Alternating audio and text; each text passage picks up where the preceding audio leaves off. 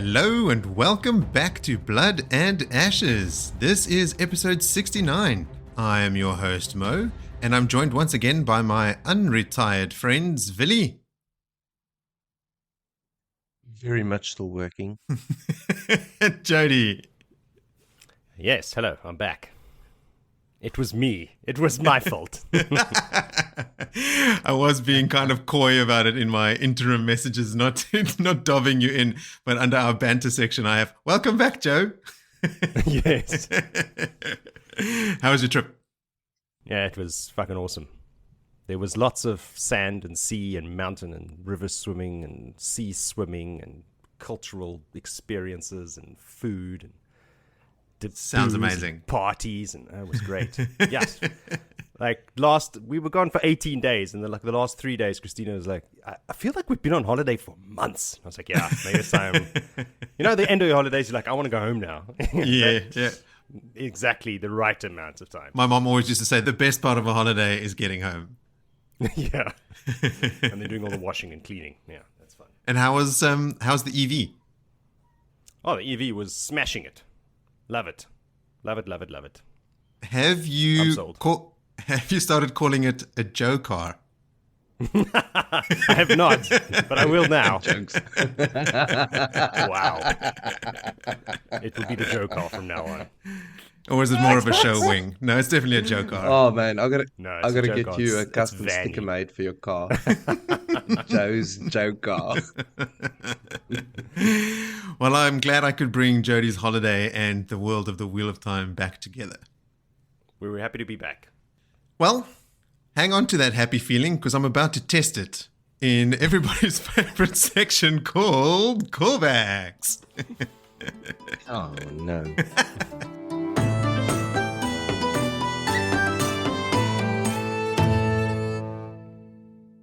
Okay, number one.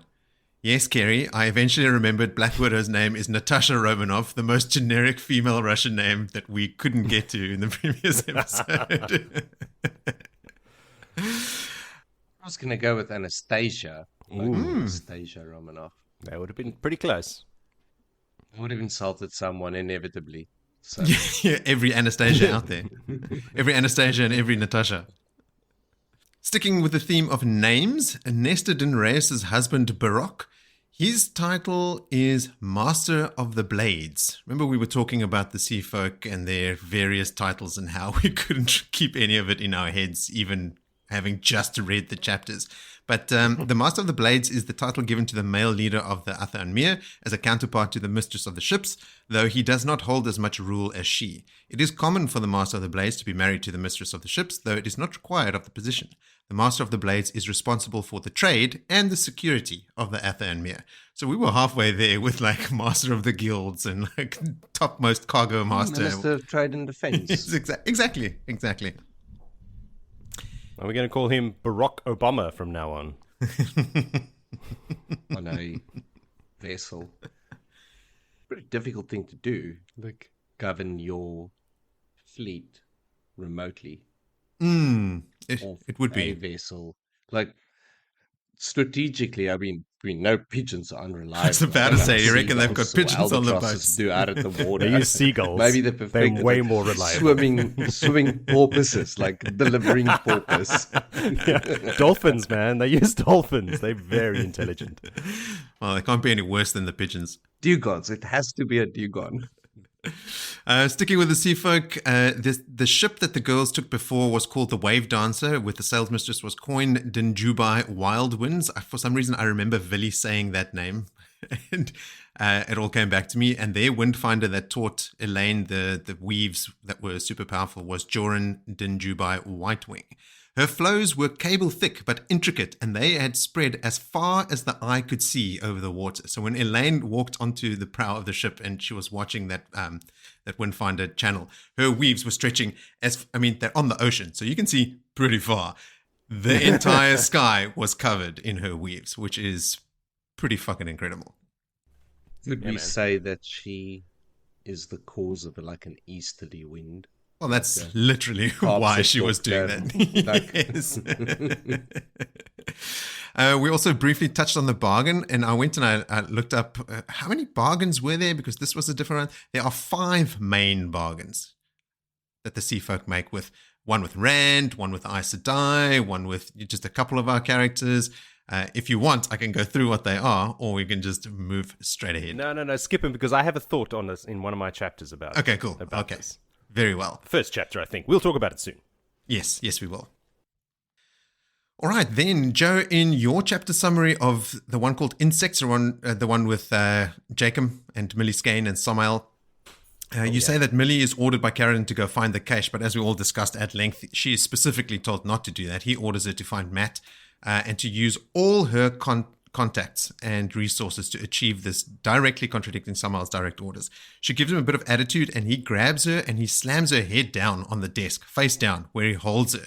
Then she tries to stab him, but he takes the knife from her and he stabs an ant on the table right in front of her eyes to make his point. He's sort of had enough of her. And when you said you finished your chapter, I feel like I've missed something here. It was that little exchange, like Jacob physically accosting her. Yeah, that's a pretty big one. Luckily, there was an ant right there at that specific moment for him to prove his point. Yes, quite literally.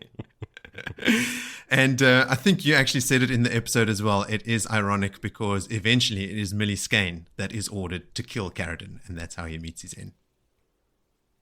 Well, his end is inevitable. I mean, he's And fast running out imminent. of cousins and sisters and Funny you should mention that. nephews. Because my next point is hilarious.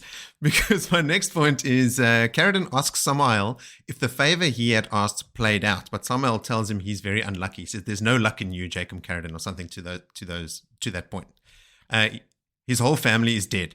Someone is still seeing that Ishamael's orders are being carried out, and this is the part I couldn't quite remember, and it's Sammael that mentions it. So I think that means that Carradine's family is all being murdered for his failure to Ishamael. It makes it seem unlikely that he is actually taking orders from Moridin or Ishamael, like I was sort of guessing he might be, unless he was asking Sammael to intervene.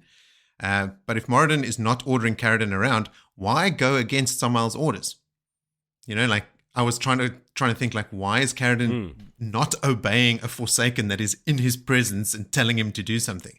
But since writing this note and having that discussion last time, I thought that maybe it has something to do with, the visions that he has when he sees Mat.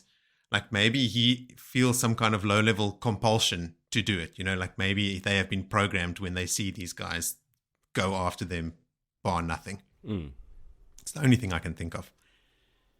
Sammael offers to send a golem to deal with the Aes Sedai in the city, not Mat, although they become opponents in a back and forth over multiple encounters. So Mat does encounter the golem a couple of times, but when Sammael says he's going to send it, it wasn't to deal with Mat, it's to deal specifically with the Aes Sedai, because that's what they were made for.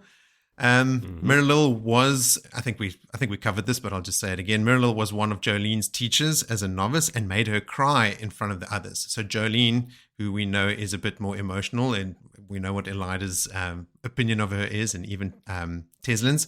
So when Jolene admits to this, Teslin says, you held onto that for so long. Maybe what Elida says about you is right. So Jolene actually brings up this instance where Mirilil had made her cry in front of the rest of the class, and Teslin. Wait, is it Teslin or Tylan? Which one is the queen? Tylan is the queen. Teslin is the Aes Sedai. Tylan's the queen. Yeah. Okay. Yeah. So in my notes, I've got here Tylan, but it is Teslin. Teslin says, "Oh, so you've hung on to that thing about crying in front of the class. Maybe Elida is actually right about you. Maybe you haven't grown up." And there's a granule of truth to that. Mm-hmm. I asked, "Who's the king of Amador?" Well, first of all, Amador is a city. What I meant was Amadisia. And I had guessed the king was Ulrich, but that was, in fact, Swan's Warder. The king of Amadisia is Elrond. So pretty close again. Thank God for callbacks. Okay, then we spoke a bit about Liandrin and what sort of happened to her. So just to remind everyone, Moridin tied off Liandrin's shield with an inverted weave outlandishly complex, such that no female channeler of lesser skill could ever unravel it, even if they could detect it through the inversion. So she's doubly fucked there.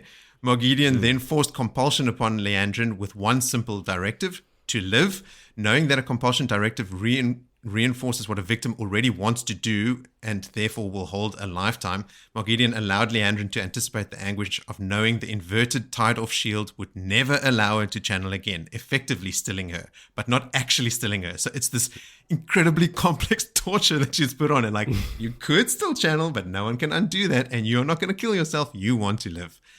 Broken and weeping, Moridin gave Liandrin over to her former ally Tamale for further torture, and then forced the remaining Black Archer sisters to witness her suffering to demonstrate the price of her failure. So Liandrin has really been put through the ringer. Her story is not over. So afterward, Liandrin stayed at that estate where they were staying. You remember the Aes Sedai, or the Black Archer sisters, had made the lady that lived in that estate, her husband, really sick, and there was like a lot of fuckery going on there. She leaves Liandrin there to work as a scullery maid under the lady of the house, and Yvonne the cook, who apparently is also like not a great person. Later in the story, Liandrin is picked up by the Seanchan that invade Amadicia, and when they take over, she is taken as a, what do they call the is it Dako Val, like the sort of slaves, the pets, by I think Suroth, and she's like in company. She's like stroking Liandrin's head like an animal. Like it is. Her fate is terrible. So yeah, we don't have to worry about Liandrin getting her comeuppance. It is well in effect. Then a little bit about Jane Fastrider, since Noel has just entered the scene. He appeared at an Ogier steading shortly after the Aiel War, near to death, conveying the message that the Dark One was going to blind the eye of the world. He recovered in the steading and then left. Ishamael tells Rand, which is a part we've gone through, it was him who arranged this to lure Rand to the eye of the world specifically. Remember, Ishamael also planted that message with the Aiel and the Trollocs in the waist. Yeah, so many little irons in the fire, old Ishi. So Jane Fastrider, after his wife died, he realized that he was used by Ishamael, and from that time he started to use the name Noel, claiming that he's Jane Fastrider's cousin. So they have the same surname. Jane Fastrider's surname is Charon, and he calls himself Noel Charon. But when Graendal comes across Noel at some point, she knew his real identity and picked him because of his fame. And later on, she used a very subtle compulsion on him and sent him to Ebou Dar to find a cache there, the one we're reading about right now, and specifically to spy on Jacob Carradine, Falion Boda, and Espen Shifar. So Graendal is the one that has sent Noel to be here, spying on Carradine and the Black Archer sisters, and it's because of this compulsion that he's got the holes in his memory that he's referenced in these chapters. Righto. It's pretty deep. It's pretty deep. That's cool. Yeah. Queen Tylin was not tall. She's around 5'3". She's, I think, referenced as tall as Nynaeve, who is also described as short. And we made a slip up in the previous episode. It was Teslin's letter to Mat that was all in capital letters. It wasn't Mat's letter that was all in capital letters. I don't think you actually find out in these chapters that it was Teslin. It's later in the story that Teslin comes clean and says she's the one that actually gave Mat the letter. And in the letter, she's warning Mat to tell Nynaeve and Elayne that they are in danger and they're acting too boldly, and that they're in danger from specifically Elida. So this is an apparently Elida faithful Tower Aes Sedai warning the girls that they're not like threatening them or anything, like saying, guys, you need to lay a bit more low, you are in danger, which is a surprising move from Teslin. I'm pretty sure you said Thailand right at the beginning of that. Did I? Very confusing. I don't know, but I was very confused. It's like, Thailand wrote a letter? Why? Okay, Teslin. Maybe you said Teslin, I just heard Thailand.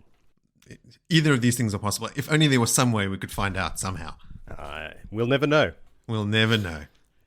Okay, so some listener contributions from Ian Yellen, who wrote in to say he is definitely liking the slog this time around, though it may get worse. Considering where we are in the story, I would assume that he means book 7 is part of the slog. But for me, it really only starts in book 8. I'm thoroughly enjoying this book so far. And it really is only book 10 that is heavy going for me. Like 8 and 9, I didn't mind a lot. I think the general consensus in the community is that 8, 9, and 10 drag on a bit. But for me, it's really only 10 that I remember as being kind of a drag. Who knows? Like this time we'll see if it really is. Yeah. Then Ian had some thoughts as well about maidens that can be roof mistresses. We spoke about this briefly. The important topics. Thank you. Yeah, I mean, we need to clear this up. Thanks, Ian. He reminds us that in Ruidian, Sulin was the maiden roof mistress in that building that the maidens adopted. So there you go. There's a maiden roof mistress. Uh-huh.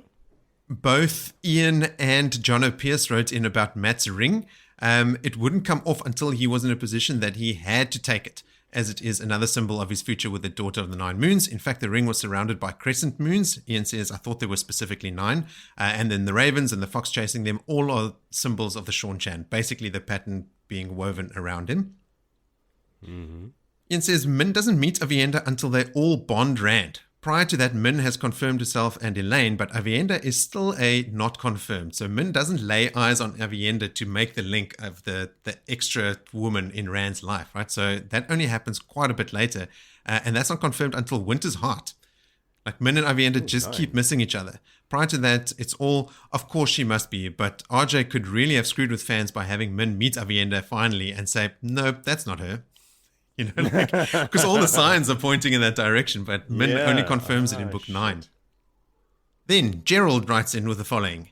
Since joining us on this reread, he has tempered his frustration with some of the characters since the whole story plays out in such a short time frame.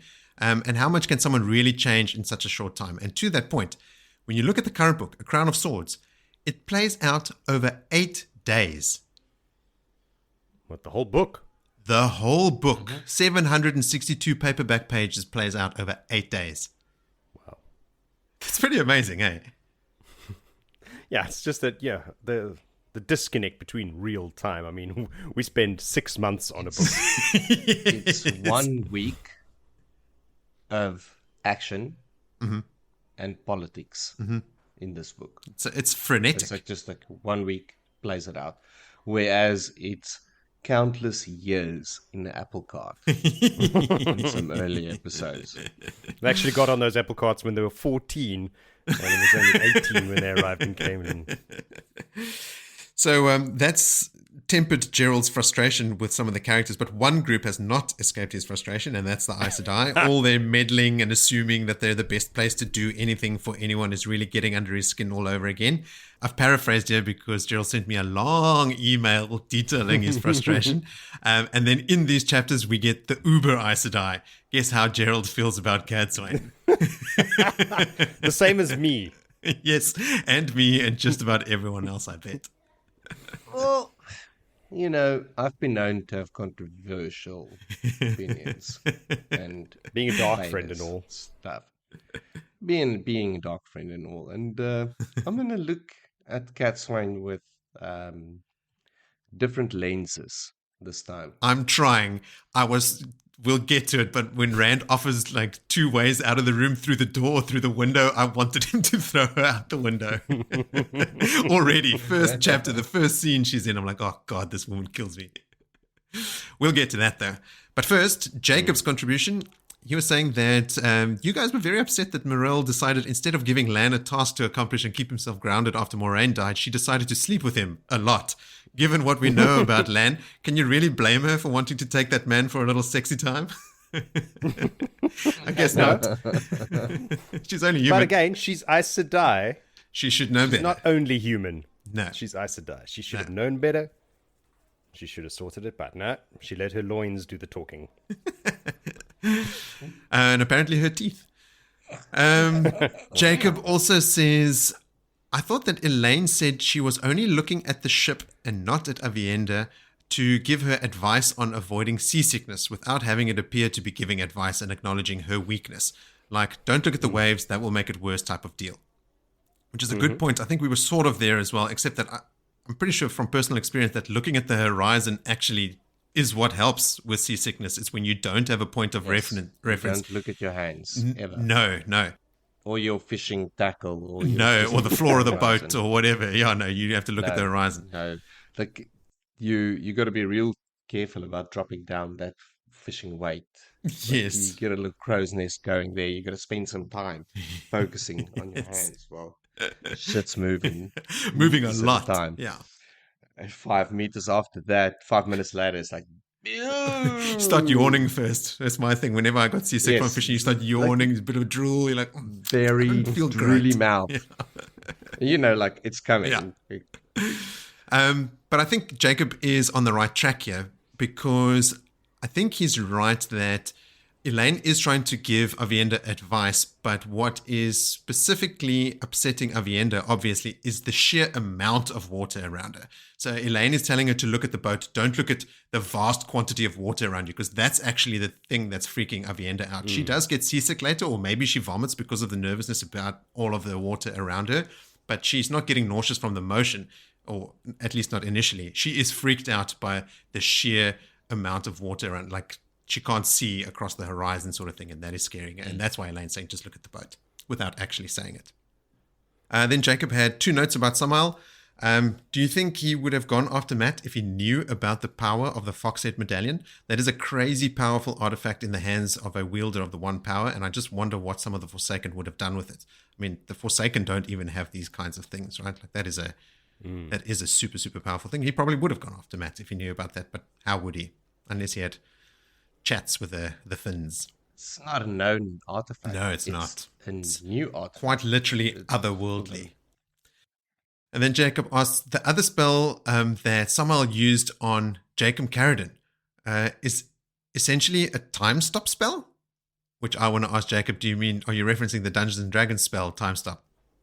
Because Jacob says, I wish we would learn more about it and why he seems to only use it once and never again. Seems like a big letdown to use once and never again. If you think about it, it is crazy powerful. I did also think about it, like, is he only stopping Millie Skane? Or is the whole world, was Carradine looking outside the window, like, were the people in the street moving or not? Because, that is super overpowered. No, I think it's just Millie. Must have been. I think he's stopping the time of the world to have a conversation with one dude. No. So then how would you do that? Because you can't just restrain her, because her mind would still be working. So you'd have to be doing something to her mind to like literally hit a pause button to stop her mind from controlling her body. But then would she stop breathing? Dude. Yeah, here we go. Wheel of Time metaphysics. Yeah. Just fun thing to think about. Listeners, write in. 2 more from Jacob. He says, we also talked about Rand's women getting jealous of each other. I think in the beginning maybe, but they eventually very much come to peace with their situation. Elayne had him initially in the stone. Aviendha was the first one to sleep with him, and Min had him for the longest, but also Aviendha didn't want to marry him until she could be seen as an equal in the relationship. So she doesn't even pursue him properly until the end of the series. And then, I don't know if I remember this, but Jacob says there was a lot of Min slander. I don't remember talking badly about Min. By us. Oh, us? Yes. That's my favorite. What you talking about, man? Well, Jacob says he's not down for that at all. Min solves the puzzle of how to use Calandor and was named Truth Speaker of the Seanchan after spending approximately 3 minutes with him. She essentially raises to the second highest Seanchan noble on this side of the Aryth Ocean, behind Fortuona herself. And if RJ would have lived, I bet she would have been vital to ensure peace between them and everyone on this side. So don't sleep on Min. I don't think we sleep on Min. I love Min. I think she's... I remember we were discussing like her lack of things to do.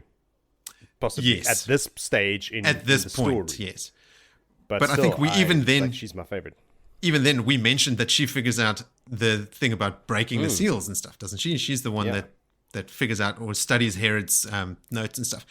Jacob here mentions how to use Calandor, and I can't remember Min figuring anything out about Calandor. I'm not saying that it didn't happen. I'm just saying I can't recall that at all. So, cool little Easter egg for me to uncover at some point. All right. And that is it for callbacks. So let's do a quick recap in previously on Blood and Ashes. Elayne, Nynaeve, Aviendha, and Birgitte set out across the Ebou Dar harbour to ask the sea folk to help them find the weather ter'angreal they've been looking for. On the voyage, Elayne mentions the Nicola and Arena situation back with the rebels, and both Birgitte and Aviendha think Egwene should have them killed, much to Elayne's shock. Aviendha suggests using Mat to help them find the Tarangril, and Birgitte agrees. Nynaeve predictably thinks it's a bad idea, but Elayne agrees, and they decide to send Birgitte to tell Mat to help them, not ask. Aviendha thinks that she and Elayne will become first sisters, but they also have to figure out the Min situation. When they arrive at the biggest ship in the bay, they initially refuse permission to come aboard, but they tell the sea folk they already know the Windfinders can channel and are eventually let on board. They meet the mistress of the ship's nested in Rhea's 2 moons. They explain to the sea folk what they are looking for, and the ship's Windfinder names it the Bowl of the Winds, an artifact that's been missing for 2,000 years. When they ask the sea folks help to locate it, they initiate the first bargain with the sea folk. We then switch to Mat, who's at the horse races. He bets all his money on Olva and Wind to win, much to Nalessian's dismay. And during the race, which Olva eventually wins, Mat spots a familiar face in the crowd, the fox-faced woman who tried to kill him and ran in the stables of an inn in the Eye of the World. Mat leaves Nalessian to deal with the winnings while he follows the woman through the crowd. She stops at a street vendor, and Mat has to pretend to peruse the wares of another vendor. He absent-mindedly tries on a ring with a fox chasing ravens from a field that he ends up getting stuck on his finger, which he then has to pay for, only for the ring to come off as the deal is made, and he has to continue following the woman. He follows her to a large mansion where she seems to be greeted as a known visitor. Mat muses to himself what she could be doing there, only to be answered by a gnarled old man next to him who tells him the house is rented by Jacob Carradine. We then switch to Carradine's point of view, where he receives the woman, Millie Skane, a Darkfriend assassin with the alias of Lady Cheyenne.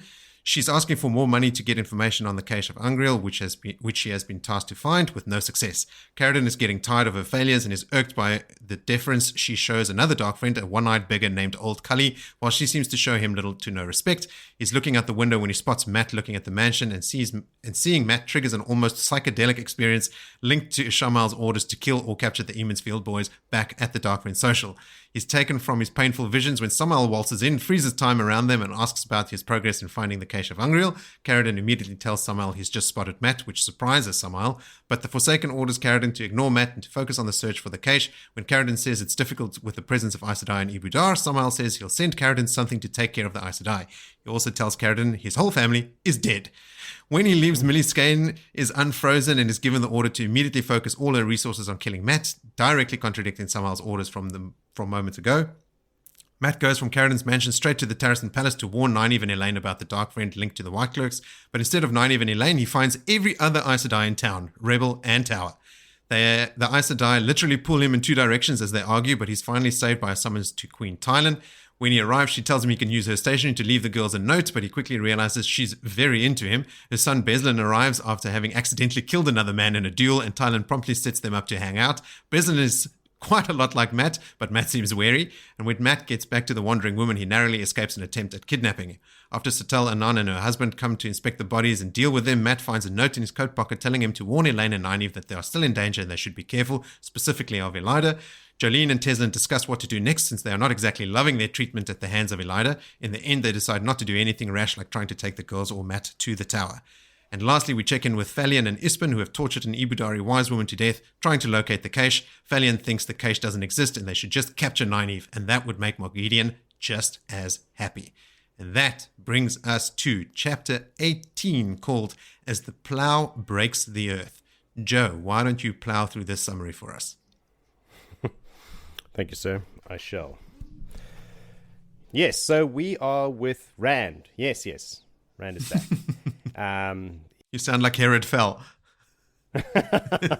Yes. Don't bring the girl. Too pretty.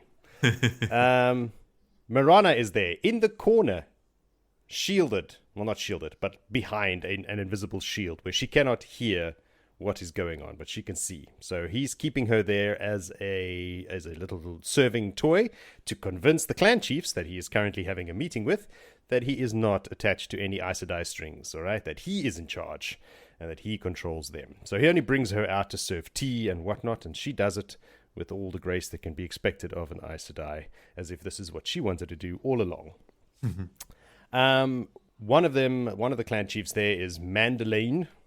He is not too convinced. It doesn't seem like he's convinced that Rand is really in charge. He's very skeptical, but he doesn't want to talk about Aes Sedai. That's Wise One's business. He wants to talk about killing ji'e'toh dogs, and everybody else around him, all the other clan chiefs are like, yeah, let's talk about killing ji'e'toh dogs. That's what they're really there for. That was the meeting. Rand's got his shirt sleeves all pushed up to show his 2 dragons, because he's leaning hard into just trying to convince these guys that, don't worry, I'm not, like after his whole kidnapping, that he's not under Aes Sedai control. That's a huge problem at the moment.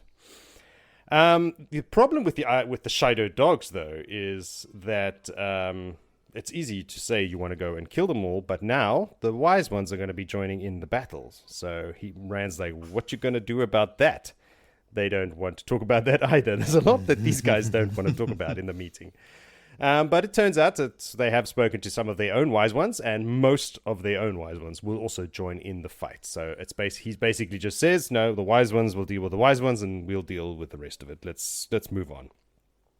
So they leave. Meeting over. After they leave, Rand is like walking around and just asking the heir, but specifically Narishma and Dashiva, if the clan chiefs will ever believe that he is not on Aes Sedai strings. And it's just a little question he puts out there, and he looks at 2 different reactions.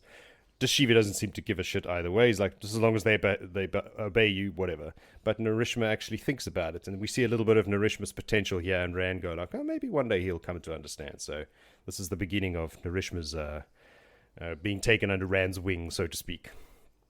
There's maps all over the place on the floor. Rand's busy studying the maps on the floor, and then the colors swirl in his head. We see this a couple of times in this chapter, that the colors start swirling more and more and more. Then Elayne and her Aes Sedai Anora arrive. Elayne is very upset that Rand broke up with her in a letter. He wants to send her away for her protection. And she's pissed off because she's like, after everything I've done for you, you're going to send me away, and then I'll be out of sight and out of mind, and you will forget the service that I've done for you, and Dobrain will get all the accolades and everything, and all of your respect, and she doesn't want that at all. And Rand's like, listen, I will make any guarantees to keep Nynaeve safe and everything, and that just pisses her off even more. Her Aes Sedai Anora has to like touch her sleeve, every now and then just to calm her down. While this is all happening, Luz in his head has stopped ranting and is admiring the view. He always does this when Elayne is in the room, and he's humming to himself, and Rand has to constantly avert his eyes because she is very attractive, as we all know. But really, Rand is trying to protect her. She was just attacked in the street, and she's like, I don't care about a cut person. He's like, don't be foolish. You were surrounded by a dozen soldiers. No cutpurse is going to try and attack you. This was a paid assassination attempt, and you fucking know it. Stop playing dumb. So she actually, gets embarrassed by this. She blushes. But she's like, listen, I can do more stuff. I can help with the sea folk. Like, you're still ignoring them, and they are not too pleased about it at all. And this is what I wanted to talk about more. It's like, I want to see if my assumption here is correct. It's like, he is ignoring them. Does that mean that they are going to come to him to make the bargain, which will give him the upper hand? Because we know that whoever comes to the table first to ask for help is going to be... Now, I'm wondering if he's unwittingly putting himself in a good position to bargain with them. I don't think that eventuates, but they might be reading it that way. Yeah, currently, because he's good at the game of houses, just also unwittingly, just by trying to ignore it. So he might be ignoring all the invitations. Yeah, and they're thinking, "Oh, what is this genius playing at?" And like nothing. So I'm wondering if the same thing's happening here. They're like, might be. Who's going to wait the longest? Is he going to make them come to him?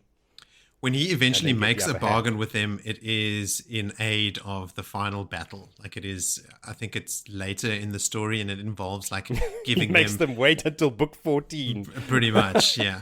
And then even then, I think he sends, Marana. He sends some Aes Sedai in his to represent him. Yeah. All right. So we have no news there. Well, write in, folks. This is why they got no real part in the book, because Rand's been ignoring them the whole time. He's been waiting. Rand and RJ. Yeah, everybody just ignored them. But yeah, that's another thing. Talking about Marana, like Rand does eventually end up trusting them, because during this, as a flashback in this chapter, there's a conversation between him and Marana, and she's like, "Listen, we are going to serve you. We swore an oath to you. We're going to serve you, but not just tea. Like we have skills. We are, negotiators. We are. There's a bunch of shit we can do. We can really help you out there. Like, you need us. So we need you, obviously, but I mean, you need us as well. Like, use us properly, you know, like we can really lend a hand. And he should take them up on that. But for the moment, the only thing they're good for is serving tea. So just deal with it until I send you to go and talk to the sea folk. All right. So while him and Elayne are having this conversation, but before they can even finish, Ryellen, I'm going to call her Ryellen, it sounds cool, is one of the maidens guarding the door, opens the door to admit, here she is, old Cadsuane Moridin, is the pronunciation I use? Sure. Cadsuane's in the story, guys. Book 7. I don't recall her taking so long, but she makes such an impact, it just feels like she's always been there. Yeah. But yeah, I immediately dislike her. She is the worst. She should go out that window. I see what she's doing. Rand sees what she's doing. She's very transparent, but she is obviously in command. Everybody freaks the fuck out when she walks in the room. Mirana comes running out of her warded corner, screaming to Cadsuane, like, don't do it, like, don't harm him, whatever. Yeah. Rand's like, what the fuck is going on? He embraces Saidin. The maidens chuck up their veils. He feels his skins tingling. The Ashaman grab their swords and, like, embrace the source. Elayne's mouth just falls open in shock. She just doesn't know what the fuck is going on. The only person that's not affected by all of this is Cadsuane herself. She just walks in as if nothing else is happening, walks over to the Ashaman. She's like turning Narishma's face and looking in his eyes, going, oh, you got really nice eyes and everything. And Rand's just like, what the fuck? And she is ignoring everybody. She gives the other two Aes Sedai in the room like looks and raised eyebrows, which makes them blush and turn down. It's like she's, like I said, just clearly in charge in this room. Rand is like, who the fuck are you? Like, I know that you're named Cadsuane because everybody like calls her that as she walked in. But like, who are you? What are you doing here? And everything. And she just ignores him and carries on walking around the room. All the Aes Sedai thought that she was dead, which they keep telling her, much to her annoyance. I think in the next chapter as well, we still go, like the next time she sees more Aes Sedai, the same thing happens. She's completely ignoring Rand and his questions. So, but then, of course, Rand has to command everybody in the room to stand down. It's like, okay, maidens, don't stab her. Ashaman, don't, rolling ring of earth and fire her or make don't explode her head. Or whatever. Not yet. Like, everyone just chill the fuck out. Like, Deshiva actually gives him a nasty look. Like, what the fuck? Yeah. I want to kill her, like, don't stop me. But he resists and salutes and obeys. This entire time she's just walking around the room, chatting to people, looking at stuff. She asks for some tea, which Rand then offers her using Saidin, like to try and freak her out, like lifting up the tray and passing it over. It only freaks out Honora and Mirana. Cadsuane just takes the tea and is like, smells it, and with a smile on her face, just another day at the office for her. She tells Rand, like, listen, I've faced more men who can channel than any other Aes Sedai alive, in like any 4 reds or any 10 reds or whatever. But it's not that she's out looking for them, like, you can chill. I'm not out to kill you. I'm not here to steal you or anything like that. But yeah, she calls him a child the whole time and tells him to calm down, and he's obviously trying to, he sees what she's doing as well, and he's like, she's not going to provoke me. But she does. She's very grating. She's good at provoking. Eventually, she does get to him. Yeah. Well, she's an Aes Sedai. And the oldest, she provoked me just the second she walked in the room. Yep. Throw her out the window, Rand. She does get to him. She does provoke him. He does crack. And he throws the teapot and the tray across the room with the power, threatening to crush her and blah, blah, blah. And again, she's completely unaffected. And then just asks him, so have you started hearing voices? Saying that this is like pretty common among men who can channel. And this freaks him the fuck out. And I was like, how does she know about the voices? So she has been around. She knows some shit. And I was like, oh shit, maybe I am insane. Maybe it isn't really loose theory in my head and blah, blah, blah. The whole thing starts for him again. But we've passed that. Us 3, I mean. Yeah. She then tells him, like, look, you're too worked up to talk to you right now. Maybe when you calm down, we can talk again. He's like, whoa, show, bitch, you better fucking calm down. This is pissing off everybody. Like, everybody's like, you can't talk to my Rand like that. The maidens are flashing hand talk, and Rand actually thinks like, okay, they're not making fun of me. They actually maybe saying stuff like, let's kill this bitch. She can't talk to our man like this. So she's like, she dismisses Elayne as well. It's like, she like gives her a curtsy and everything, but never admitting she is less. She does what she has to do in the common courtesy towards a ruler and things like that, but then just dismisses her. Like, I hear you're very busy, and I would not like to keep you from your work. So, without kicking her out, she does. And then she leaves with Honora and Marana as well. She's like, I'm going to take these two Aes Sedai with me. We have lots of catching up to do. And Rand's just standing thinking, there's a line in there. It's like, wait, is she mad? Like, maybe it's not me. Maybe this Aes Sedai is actually insane as well. But once they leave, he orders everyone else out so that he can throw a hissy fit and trash the room like a rock star. But before long, there's a knock at the door again. He's thinking, oh, I hope it's Min, and turns around and finds that it's Idrian Tarson from the university. And she's just arriving and tells Rand of old Herod Fell's untimely and horrific demise. Yeah. And she runs into his arms and he hugs her, and they comfort each other as she cries, remembering good old Herod Fell. And that's how the chapter ends. Yeah, apparently she found Herod's like piled up body parts and collapsed, and someone found her in the study, and she was catatonic. Yes, it was an uncool sight. State. Quite. Let's pour one out for your homies. Cheers, Herod. Rest in peace, buddy. So a golem ripped him apart, right? Yeah. Anything to add there, Vil? I am looking at Cadsuane, like I had said earlier, in much of a different light. Like I'm taking myself firstly back to when you get introduced to all these Aes Sedai. All of it's a threat to Rand, and immediately you see her as a dominating threat. So the box being put in a box and then eventually spilling right out from that epic moment of Dumai's Wells to then being introduced to Cadsuane throws you, or through me, I would say, into a really negative spin about her. But she is old. Like, Literally. old as the She can mountains. do what she wants. She is a living legend. She is Lan Mandragoran in female Aes Sedai 4. Yeah.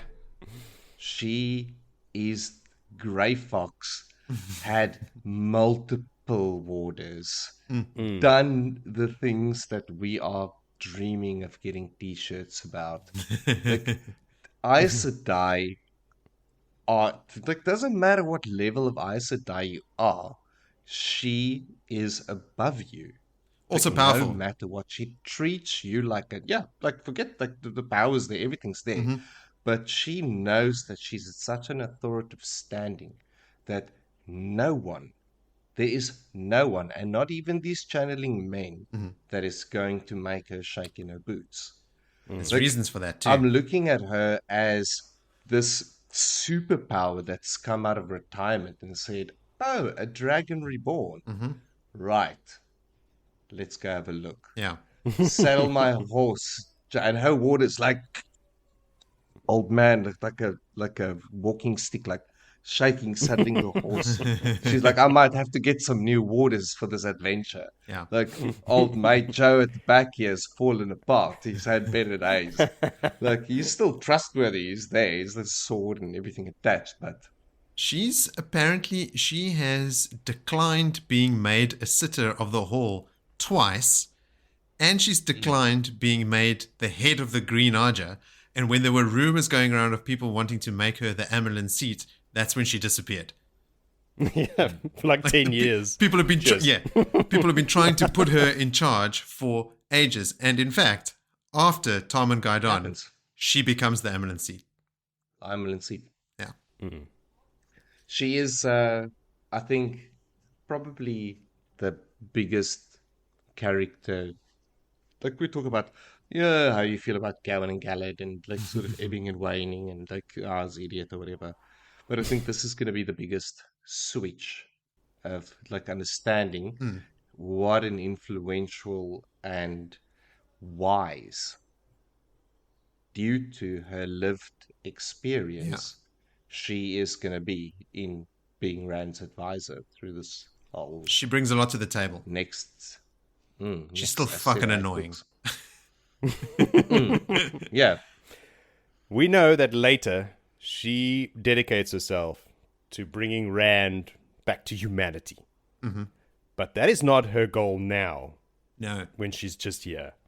She's here to take control. She's yes. here to take this young, petulant boy under her wing and show him how it's done, to control him like every other Aes Sedai has done She from is the book one. embodiment of Aes Sedai. She knows best. She will take control of the situation. Everyone shut up, listen to me, and everything will be fine. Which I can relate to because that's how I feel at work. But she is that sort of like figurehead Aes Sedai. But it's you touching on the absolute pinnacle of it. Like, she was sitting down, sipping tea, received some pigeons that were like fucking months late because we know how trustworthy they are. And she's going through like this list of drop jaw news bits of Elida's moves in the tower and a split and divided tower, and she's like, okay, all right, like, I've got to go and save this shit. Like, this has gone too far. They actually need me now. Yeah. Look, I would say that she needs to be there for the Aes Sedai because they really have lost their way around Rand. Yes. Around Rand, but not for Rand. Like her, like this is you say you're looking at her through a different lens, Willie, but it doesn't matter what lens you're looking at her now in this part of the story. She's there to take control of Rand, like any other, he's been experiencing his whole life so far. And that's He's bullshit. being an Aes Sedai. Later on, she pro-Aes Sedai. becomes someone that he needs. But Well, it's not now. I'm going to hate her for now until that happens. Well, look, I mean, to that point, Joe, she is really just taking Moraine's place, right? That's what Moraine was trying to do. She was trying to guide Rand to the quote-unquote best possible Moraine end. proved herself to us over multiple books. She did. I don't know this woman. She didn't come in and call Rand, like tapping him on the face or something, going, "Now there's a good boy," like that sort of. It is incredibly condescending. She's in the next chapter. We'll get to it. She did that on purpose, and she explains exactly why she did that. Yeah. So, look, there's other stuff that happened here beyond just Cadsuane, and we will be reading about Cadsuane again. Is there anything else that you guys wanted to talk about? We could spend this whole episode talking about it. I don't want to talk about anything else. You got a final point there, Vil? Yes. You said Cadsuane filling almost Moiraine-like shoes. And while I was working through this chapter, the same thought came across me. And I countered that argument with Moiraine knew that she needed to be replaced. And I think she envisioned Min all along to be there with him. Through Min saying, because she's developed this relationship with Min for a long time, that Min had given her vision information, and let's build on it as an off-script type of thing. But for me, that almost identically to a period of a half a book or whatever, Moiraine falls out, and Min moves in to be the attachment to Rand now, till the end. So it's like this, feel like a planned handover. Like, I don't see Cadsuane as that close, like politically, and there's a lot of stuff that she brings to it, but not a Moiraine. Well, I would argue that Cadsuane brings a lot more of a similar tool set and offering as Moiraine than Min does. Min absolutely does offer Rand a lot, but certainly nothing in terms of like what Moiraine was actively trying to coach Rand in, how to be a diplomat, how to unite multiple nations and prioritize their priorities and coordinate the efforts, and while showing your power, also be supple enough and humble enough to, like Moiraine was trying to teach him to be the ruler of the world, which he has to be at the final battle. Min's not going to do that. Min's going to offer Rand a lot, but she can't coach him in those things. Min is a step away from a street urchin from Balon, right? Cadsuane, I think it wasn't necessarily Moiraine's plan for Cadsuane to take over from her, but I think it was RJ's plan to substitute Moiraine's tutelage with that Cadsuane brings. But I mean, just like Moiraine failed at times, Cadsuane fails multiple times, to the point that Rand bans her. At one point, Rand says to Cadsuane, "If I see you again, I will kill you. Get out of my sight." That's when he's in his Darth Rand face. So she has a mixed success in that capacity. Now, look, I'm looking at it through very interesting lenses, or like I said, different lenses. Oh. That Same. I'm trying to accept their motivations. Cadsuane has her motivations. Like Joe said, her motivations at this stage are to take control of the situation, just like the Aes Sedai do. I think it was it Gerald that wrote in when, hating on the Aes Sedai and Cadsuane in particular. He was saying that she specifically embodies everything about the Aes Sedai, right? Like thinking that they know best, thinking that people should just listen to them and they can advise and people should lean on them, people should look to them. Even Egwene starts thinking that way, right? Like in the time of crisis in the world, people should be looking to the Aes Sedai for protection and guidance and that sort of thing. But that sort of swings very far in one direction where it almost becomes to the exclusion of everyone else, and it becomes very inward focused and almost self-centered. Like, we are the Aes Sedai, we know best, to the point of Moiraine like not knowing anything about the wise ones and like cannot see the place of the Aiel in the Carathon cycle, and like they become so blinded to the wider, bigger picture because of their Aes Sedai-ness. They are so focused on being what it is that defines them that it becomes problematic, and I think Cadsuane falls into that exact same trap. But there are other things going on here as well, which I will touch on quickly if you do not have anything else to add. Vil, do you have anything beyond Cadsuane that you wanted to talk about? No, for me, that's the overarching, massive. It is. Yeah. I mean, it's the big event. So okay, I'll rattle off my quick ones quickly. I was thinking the show that Rand puts on for the clan chiefs feels a little bit forced. I don't like it. Showing his dragon tattoos feels like an obvious flex that the clan chiefs would pick up on immediately. Like, oh, look at Rand flashing his dragons. Okay, we get it, Rand. You're in charge. Like I thought it was a bit showy. And then ordering Marana around in the way that he does could be as much for the chief's benefit as it is coming from his own disdain for the Aes Sedai currently, right? Like putting them through the ringer. Like the Aes Sedai that are staying in the palace are staying in the servants' quarters. Like Rand is pulling hard rank on them, right? Like he is making them fucking earn their keep. He even considers some kind of livery for the Aes Sedai to help them understand what he means by serving, as opposed to what they might think. Like, you will serve me. And he is thinking quite literally tea in livery, sleeping in the servants' quarters, right? Like, he is taking them down, not just a peg or two, but all of the pegs to the bottom of the rung. There's a mention here of a conversation Rand had with Alanna, and she is obviously still really cut up, still, like this hasn't changed for Alanna, but in her conversation, she ends up screaming at Rand. Rand thinks about her tears and emotions and how he has felt them from the moment that she had bonded him. So this is clearly still the aftermath of her warder being killed, right? Like her screaming at him is not because of recent events. It's still just that same thing. That period of mourning, I think, is quite long. Joe, you mentioned this. The Wise Ones have now taken part in the Battle at Dumai's Wells, so not something that they did before. And now the Wise Ones want to travel north with the spears to face off against the ji'e'toh so that they can deal with the ji'e'toh Wise Ones themselves. Not the spears. The Wise Ones fucked up here. The ji'e'toh Wise Ones, we're going to deal with them. And then one of the clan chiefs makes a sort of like offhand comment, like, all things change. And it's just another example of Rand, like, really fucking up their traditions. Also, so Rand is the plow from the title of this chapter.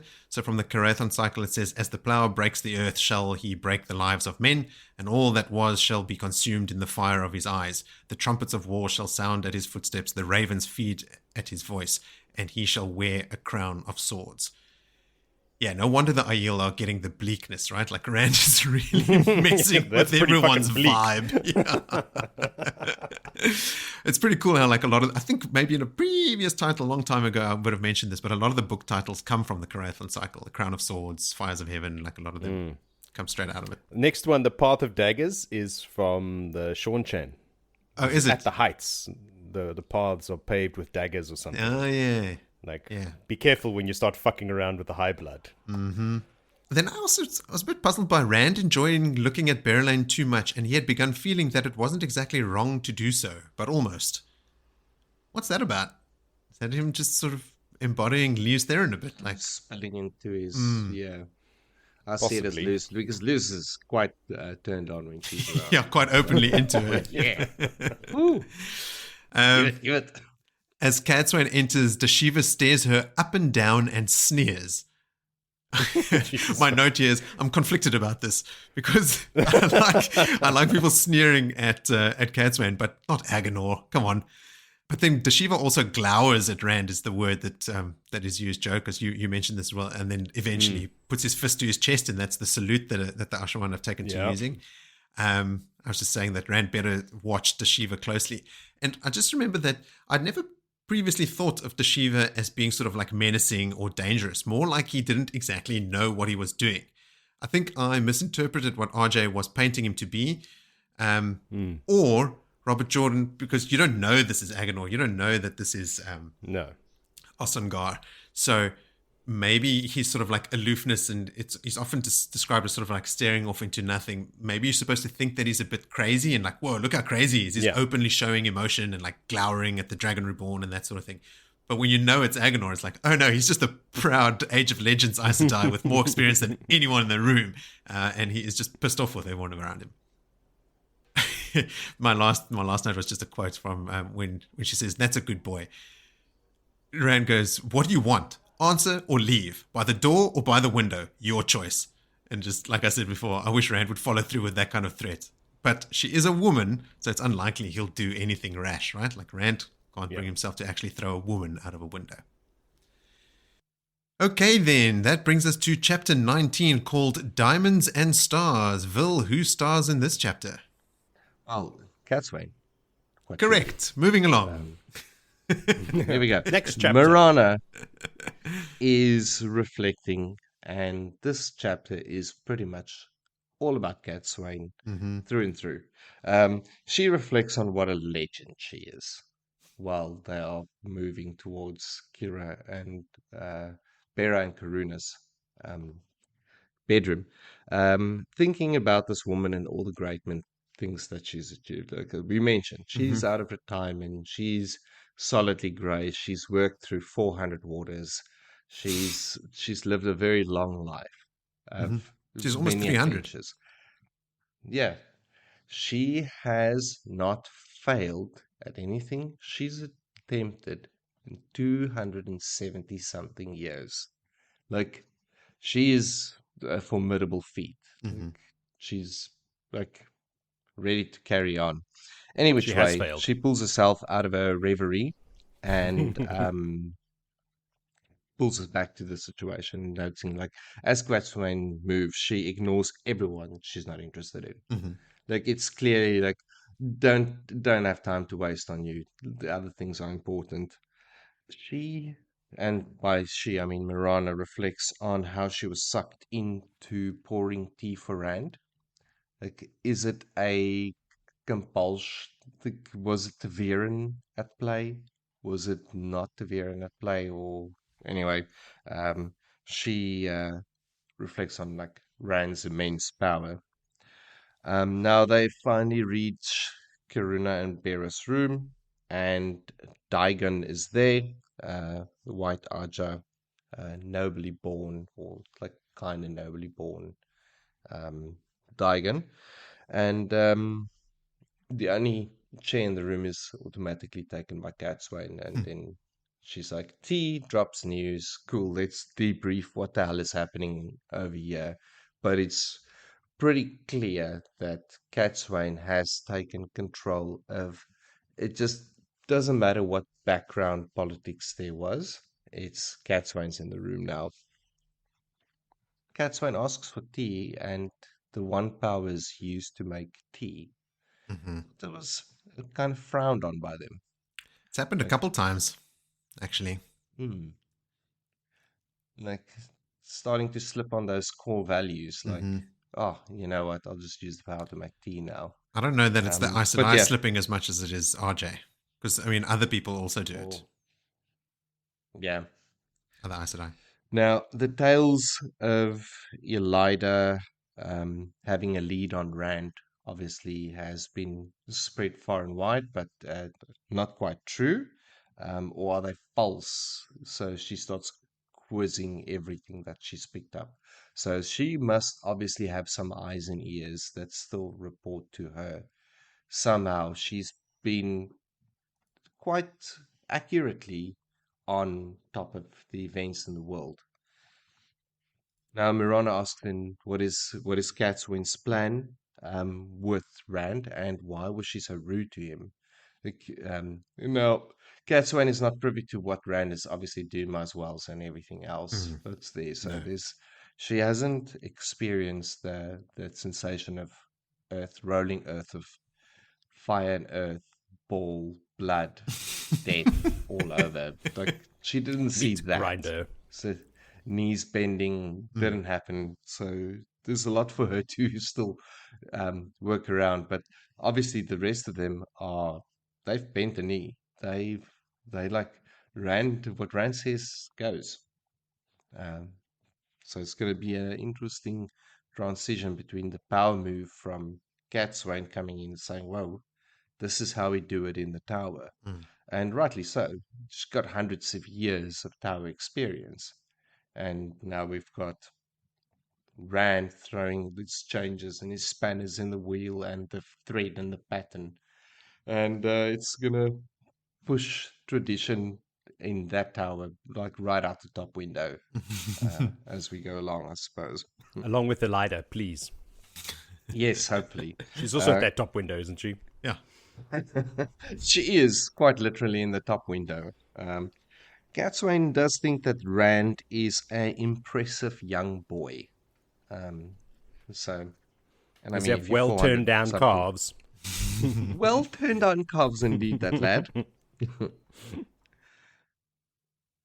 And Cadsuane finally got a tea then. And Daigon serves her the tea, and when she says thanks to her, like she actually courtesies, like this is the level of this, all these little hints of like what a level she is pegged at. And I think I missed all of this. Like you think Elida, but Elida's never been pegged at this level. It's this we haven't met an Aes Sedai that's been pegged at this level. And I think the closest we got to it was Adelaus and Van Dien in terms of just age, but not out of achievement as such. It's like they aren't legends, they are No. intelligence, so the Yeah. knowledge stored with them type of thing. They gathered information, but Cadsuane is like legend, green, ferocious. It is cool that she's a green. adventurer. Yeah. Yes, like absolutely. She has to have that. I mean, and it's quite obvious, like being this old, okay, cool. I can't adventure alone. I definitely needed fresh water. Like, cool. But if land was available there and she was out, I think she'd snatch land up. Like, and land wouldn't have a say. Like, Nynaeve wouldn't have a say. Well, Mirana has a thought here about Cadsuane being disappointed about Alanna bonding Rand, not being disappointed in Alanna sort of not asking permission, but Mirana thinks Cadsuane might be disappointed that she can't bond Rand because Alanna's already done it. Mm-hmm. I think the Yep. same. It's like she's the woman that would dare such danger. Yeah. Like Alanna just acted out of like almost blind Impulse. stupidity, Yeah. impulse. Yeah. Where Cadsuane would be like, it would be a strategic move. Yeah. Like, yep, I need to bond that guy. Yeah. Anyway, she likes to say "paw" a lot, like in "paw," like karate chop "paw." That's why she's saying Stories it, yes. about she raises stories about chasing down Logain and Taim and all of the rest, and asks about this vileness after the Aiel. Okay, so now we know that she's been out of the tower mix for a prolonged period. What some people might consider a lifetime career period. She's been out of the tower. So she's still asking things that happened before that. We're talking things Aiel War till now. And what is this vileness? She's been out of the referring to? tower since the beginning of the Aiel War. And the Aiel War was 2 years long and ended at the tower. So it's like before Rand was born. It's more than 20 years ago she left the tower. So, yeah, 25 odd years she's been in retirement or hiding Well, away. she's just been But elsewhere. busy elsewhere.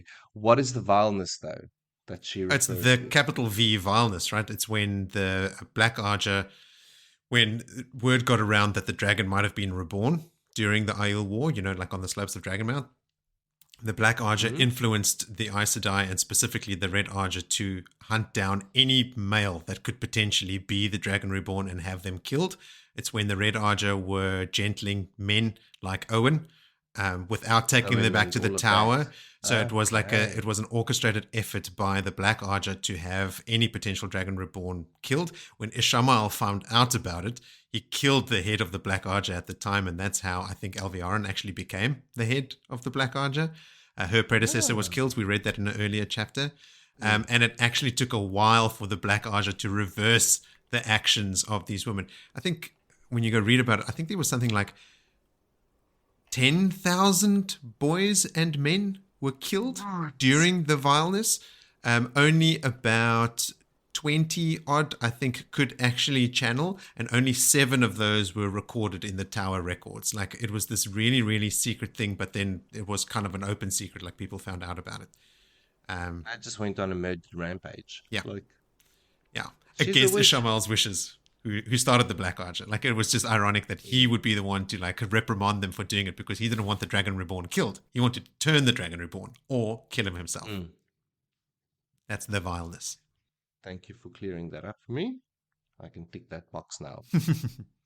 Now, Corel Hovian then joins the party. The room's getting rather Cramped. cramped now because we've got Karuna and Bera that's also joined.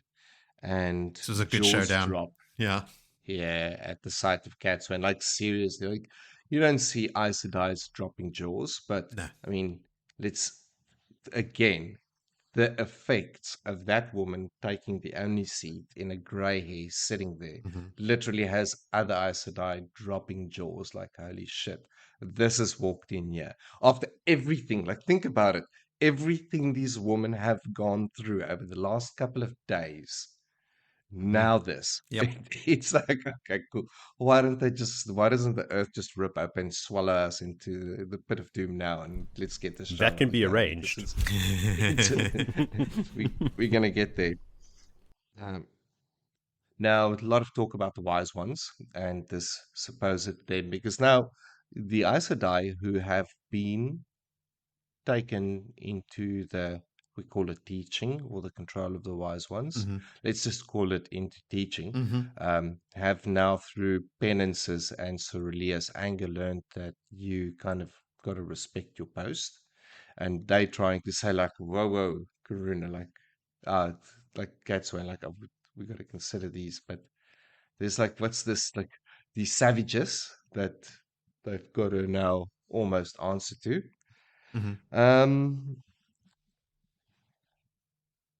Cadsuane is also abreast along the split in the tower. There's a quick rundown through Elida's over-ambitious reach for power. So Cadsuane isn't quite on board with Elida's. She sees her as an idiot child. Well, what happens is Bera or Karuna, I think it's Bera, mentions Elida's ambitious overreaching of power, and Cadsuane cuts her off, and she goes, she is a legal eminent seat raised by the tower and by the hall. So what are you doing rebelling? So Cadsuane actually admonishes them for rebelling. But when Bera sort of says something, defending her position, Cadsuane goes, okay, well, maybe some of you do have a backbone or can speak for yourselves. And then Cadsuane smiles. Like, she tested her by saying, actually, Elida is the legal eminent. You guys are fucking around by rebelling. But then I thought, I've got a note here, because she does smile after saying that. And then Cadsuane also has a massive rebellious streak in her. Like, she just does whatever she wants. Like, she pushes, but to almost to sort of like see that. Like, she was testing them. Why are you rebelling? She 100% like, was testing them, She's yeah. just testing everyone. She is... Man, imagine having the lived experience of someone that for 250 years, 270 years, have not failed in any high-level conquest that she's involved at. Jody's going to say again, been... no, there was one time she failed. Yes. But Yeah, no, she still, is 250 powerhouse. years. It comes with a massive, like, this is, we go and look at Moraine, the 20 years of experience that she has, Ooh, times 20. that by Yeah, pales in 15. comparison. Yeah. I've done the math. 15 I've come back. times. Yeah, magnitudes more. Oh yeah. Like, it's you just cannot describe that. Like, Moraine is a child in her eyes. Yeah. She's also, I mean, it comes with an inflated sense of self-importance. Like, her ego is quite obviously affected by this lifetime of successful conquest. And I think at times it also blinds her. Like I said before, she assumes she is the smartest person in the room and that she is always right. As far as I can remember, you never read from her point of view or read about her ever being sort of like, this person's got a point, or like, oh, I better listen to what this person is saying. Just never, ever. She is always right. So I think it's a blessing and a curse that she's got all this experience, because I think it's given her this sense of self-importance that is blinding her. Well, it's going to be interesting now, because I want to, like, what are the things that ingrained the hatred to it? I'm sure we're going to get to it, because you don't remember those little stabs and everything else that she gets under Rand. But we're going to get I there. can't wait We're to gonna be go like, annoyed by them and tally them. I should put them all up on a whiteboard here, like every time Cadsuane does something that pisses me off. Keep score. You're going to need a huge kick-ass whiteboard. Or run a Google Doc or something. like one of those thermostat meters, like, color it in a little bit more. Yeah. Oh yeah, we're Till it almost erupts at out the top. Cadsuane meters. That's when Rand loses his shit. All right, back to the story. Bera, quite straightforward, asks Cadsuane like why she returned. Like, or like a very straightforward like question, and I mean, Cadsuane's like, well, look at it. Seriously? Fucking seriously, you asked me that? You can't see the video, but Billy gestures with his hand. It's like, look at around. Look around Shit's you. on fire. It's a trash can on fire. Get out. Get the fuck out of this tiny room now. Go and ask someone else your stupid questions. Yeah. Cadsuane then proceeds to interrogate the room, all of them at once, at the same time, and doing it in a fashion of flipping and switching the topics that they think they're staying on top of her, but she's just throwing them a curveball right after each other. It's like facing a spin bowler that can spin it 4 ways. She is very skillful and devious there. Cadsuane herself was shocked, and we covered this that shocked at Alanna bonding Rand, but more so that the opportunity is That's what Marana taken away thinks. from Yeah. her. Anura has been getting detailed letters from Elayne for a very long time. So Anura has been playing cards close to her chest for a very long time, because she has definitely not fed this information back to Elayne. She's not Anura, absolutely not. Yeah, so she's been abreast, but definitely hasn't engaged as an informant to the tower or either. She hasn't been at the tower for years and years and years. She's loyal to Elayne only. So she quite pointedly did not take a side in the split. She was one of those that just stayed the hell out of it. And when we previously, in a previous chapter, tried to figure out where was Anura when Elayne was in Tyr and then in Cairhien and blah, blah, blah, we mentioned these letters in which these letters that she brings up. And this is where she's talking about it. This is where she mentions that Elayne's been sending her detailed letters for a long time now. And then she went to meet her in Cairhien. She only arrived in Cairhien after Rand was kidnapped. The rest of the time she was in Mayene. Right. The Dumas Well event gets run through as well.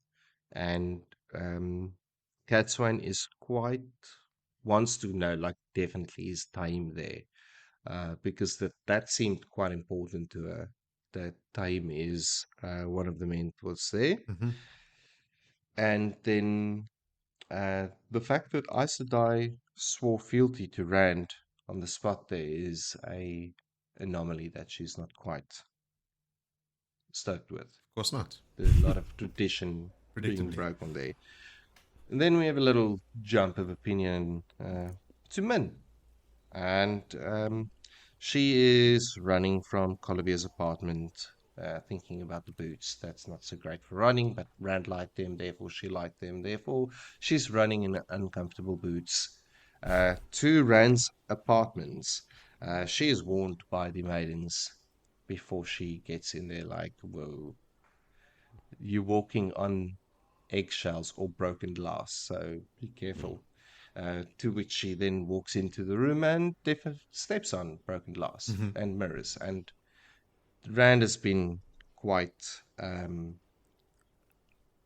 destructive after hearing the terrible news of Harrod Spell's passing, which is understandable. I mean, and he's also a madman, so he's going to break some stuff eventually, every now Strong and then. words. But yes, he took that news quite badly. And then also, Yes. he informed Min of this, and Min, like, already carrying the reason for her running to the apartments to share with Rand that Colivier has also now ended herself, dressed in all of her finest clothing, jewelry, diamonds put into her hair to imitate the crown that was supposed to be there, and then hung herself like a commoner on a bedpost. Min reflects on the fact that she is hopelessly in love with Rand. And now she's also hopelessly charged up with the terrible news of Herodfeld's passing, who thought, obviously, the world of her, said, do not bring that distracting, attractive girl here because I can't think and do my work. But also, Herod gave her a lot of philosophical books and teaching, and he passed on knowledge to her, which will eventually be quite important when we move on to later events. Obviously, there's a bit of discussion about the end that poor Herod had made himself, and Rand being convinced that it must have been Shadow Spawn, because there's nothing that would rip a man limb from them like that. Rand, when it comes to the death of a woman, is always not even the ones who take their own life, hanging themselves in their finest. Rand still takes this personally. But Min decides to change the topic and tells Rand to kiss her. And Rand kisses her like a brother kisses his sister, thinking like, okay, cool, I'm just going to kiss her because, my sister friend here wants a little peck on the mouth. She's feeling a little bit. But that kiss then gets a little bit heated, and there's a little bit of wrestling with the lips, and Jesus Christ. Rand pulls away, and then she pulls him back in, and there's sexy time actions happening, and there's grinding and all kinds of stuff. And Billy just filling in the blanks. Moritz, when you edit this, you got to like put in some of that like pow, pow, pow, like porno music to go with Billy's explanations. Yeah. Softly in the background. Bass guitar in the background plucking away at the string. Yes, so that happened. Then we jump back to Cadsuane on her way to the Sun Palace with Corel and Daigen in tow. And Cadsuane again, mentions Elayne as a fool child. And she might skin her if she finds her. Or meets up with her again. So I was like, okay, cool. Anyone that wants to skin Elayne is my good book. So I'll add that as a good tick to Cadsuane. Yes. She's not. Did you put a column for good ticks, Moritz, or is it just like no negative, just X's, There's crosses? got to be good ticks. There's got to be good. And we learn about it's been 270 years since she's failed again. And that's just a quick little, like, her opinion of Elaida and moving now to the Sun Palace and end. And end. We can go back to the Rand scene if you want some detail. I can fill some blanks in No, there. please no. We need to pick up the pace. We are fucking dragging our feet here. Do you have anything to add in there, Joe? She failed at growing roses. Ah, what she failed okay. I thought it had The something one to thing do. I thought it was because it's been 270 years. Is that what she failed to do? 270 years ago, she failed to grow roses. No. I'd forgotten about that part. She failed to grow roses like last week. That's why she's back. Yes, there. that's why That's she's the whole out. reason. Not because she was like, fuck these roses. I'm giving up. Let's go see what's happening in the world. Oh, Yeah, wait, but there's a dragon she reborn. also makes a mention that growing roses without the use of the one power. So to Yes. keep her mind busy. So I suppose this is an Aes Sedai trick that she's learned to keep her from dying at that age, is to have something to struggle with. So the woman that's Like a golf. battle-hardened soldier that has been through multiple warders and worked them to the bone, or worked their bone to the bone. Anyway, decided to pick up gardening, and she's not a natural gardener, and like growing roses is hard work even for accomplished gardeners. She's not a gardener. She's an adventurer. I think that's what that whole little scenario is just supposed to show you. Like, the domestic life is not for Cadsuane. It's adventure. Exactly. The thing She that should I hook up a thought. knoll and fucking go Yeah. looking for some shit. 2 old people on the road. I thought the thing she was referring to, Joe, was 270 years ago. So what I read from her fandom wiki is that years ago, fairly soon after she had just attained the shawl, she suffered a humiliating lesson from a toothless wilder named Norla, who lived in the Black Hills. Norla's tutelage helped shape Cadsuane's composure and skills beyond tower training, and from her, Cadsuane received the precious and powerful hair ornament set of Terangriel and Ungriel. So this Norla wilder woman humbled her in the Black Hills after she had attained the shawl. And I thought maybe Norla had sort of set her a task that she couldn't perform, that she failed at. But even then, Norla sort of taught her some stuff and then gave her this Terangriel. So the name of the chapter is, what is it? Diamonds and Stars. Diamonds and stars. So the stuff hanging from Cadsuane's hair. Do you guys know what those are? Well, we know that they're That's the Ungriel, Terangriel. but I assume Moritz has taken some notes and is going to tell us right I'm now. about to tell you, and this might actually give you a bit of insight into why she can be as calm as she is amongst all these channelers. So, there are, she owns a set of 10 golden hair ornaments consisting of Ungriel and Terangriel. Okay, so there's 10 of them. Number 1 is a bird that looks a little like a shrike. It's an Ungriel. It's not very powerful, but still stepped her up to the top male level of strength above any unaided woman. So she's as strong as Sammael and Rand and Ravine and those guys that are fucking powerful. So that already would lend you some level of bravery.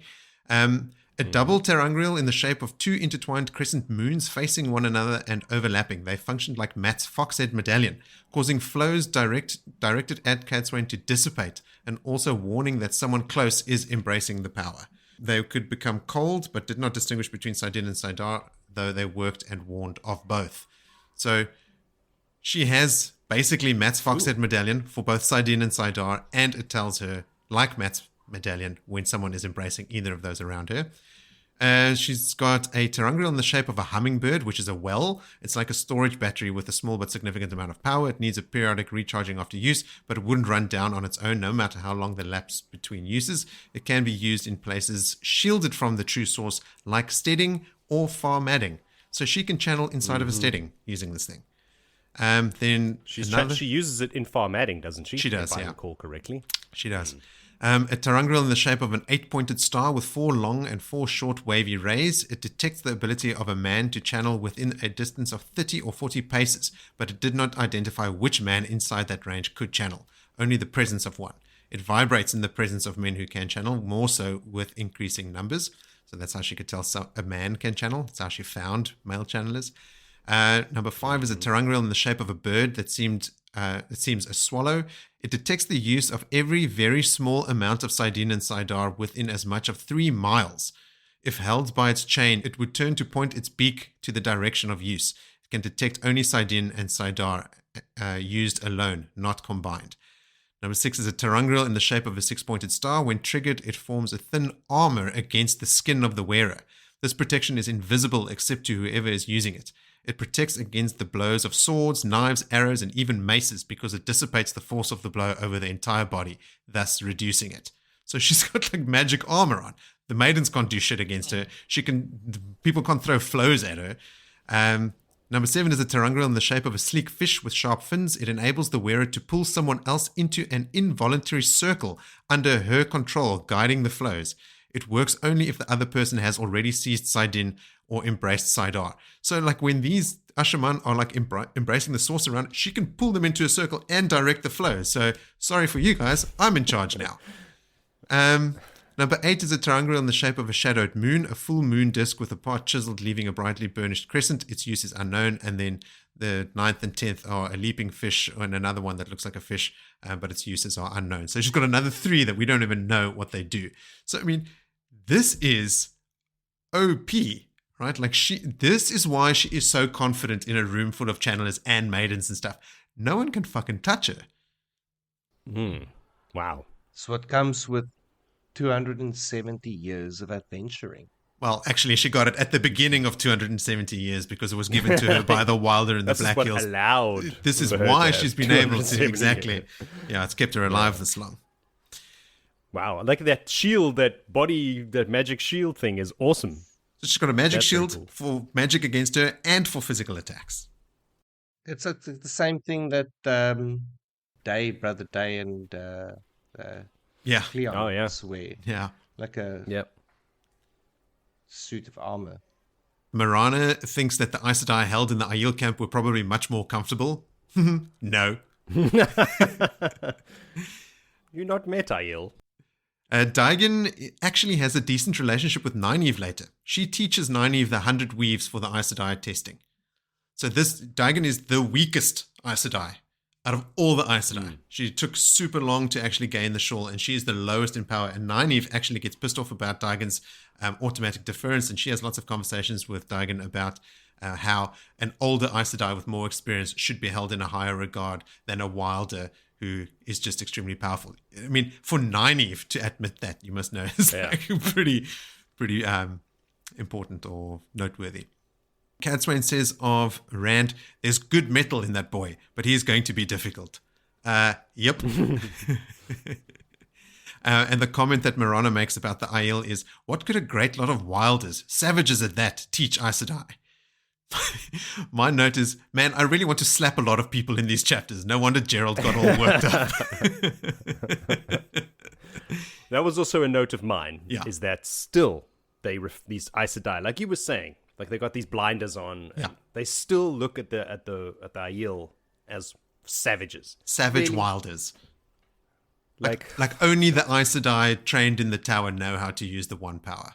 Well, no, you've been shown that is not the case. Anyway, Min thinks to herself, she couldn't imagine Rand harming her. Oops. Foreshadowing, that's going to happen. And then, just an interesting little note that Cadsuane is staying in the same mansion, that of Lady Arelyn, where Galena, Coirin, and the rest of the Tower Embassy stayed, and kept Rand and Min for a short time when they were captured. So that mansion they were staying in, where they were constantly channeling, that's where Cadsuane's staying, not in the servants' quarters in the palace. Cadsuane doesn't roll like that. She does not. That is everything I had for chapter 19. So, if you guys are ready, we can move along to chapter 20.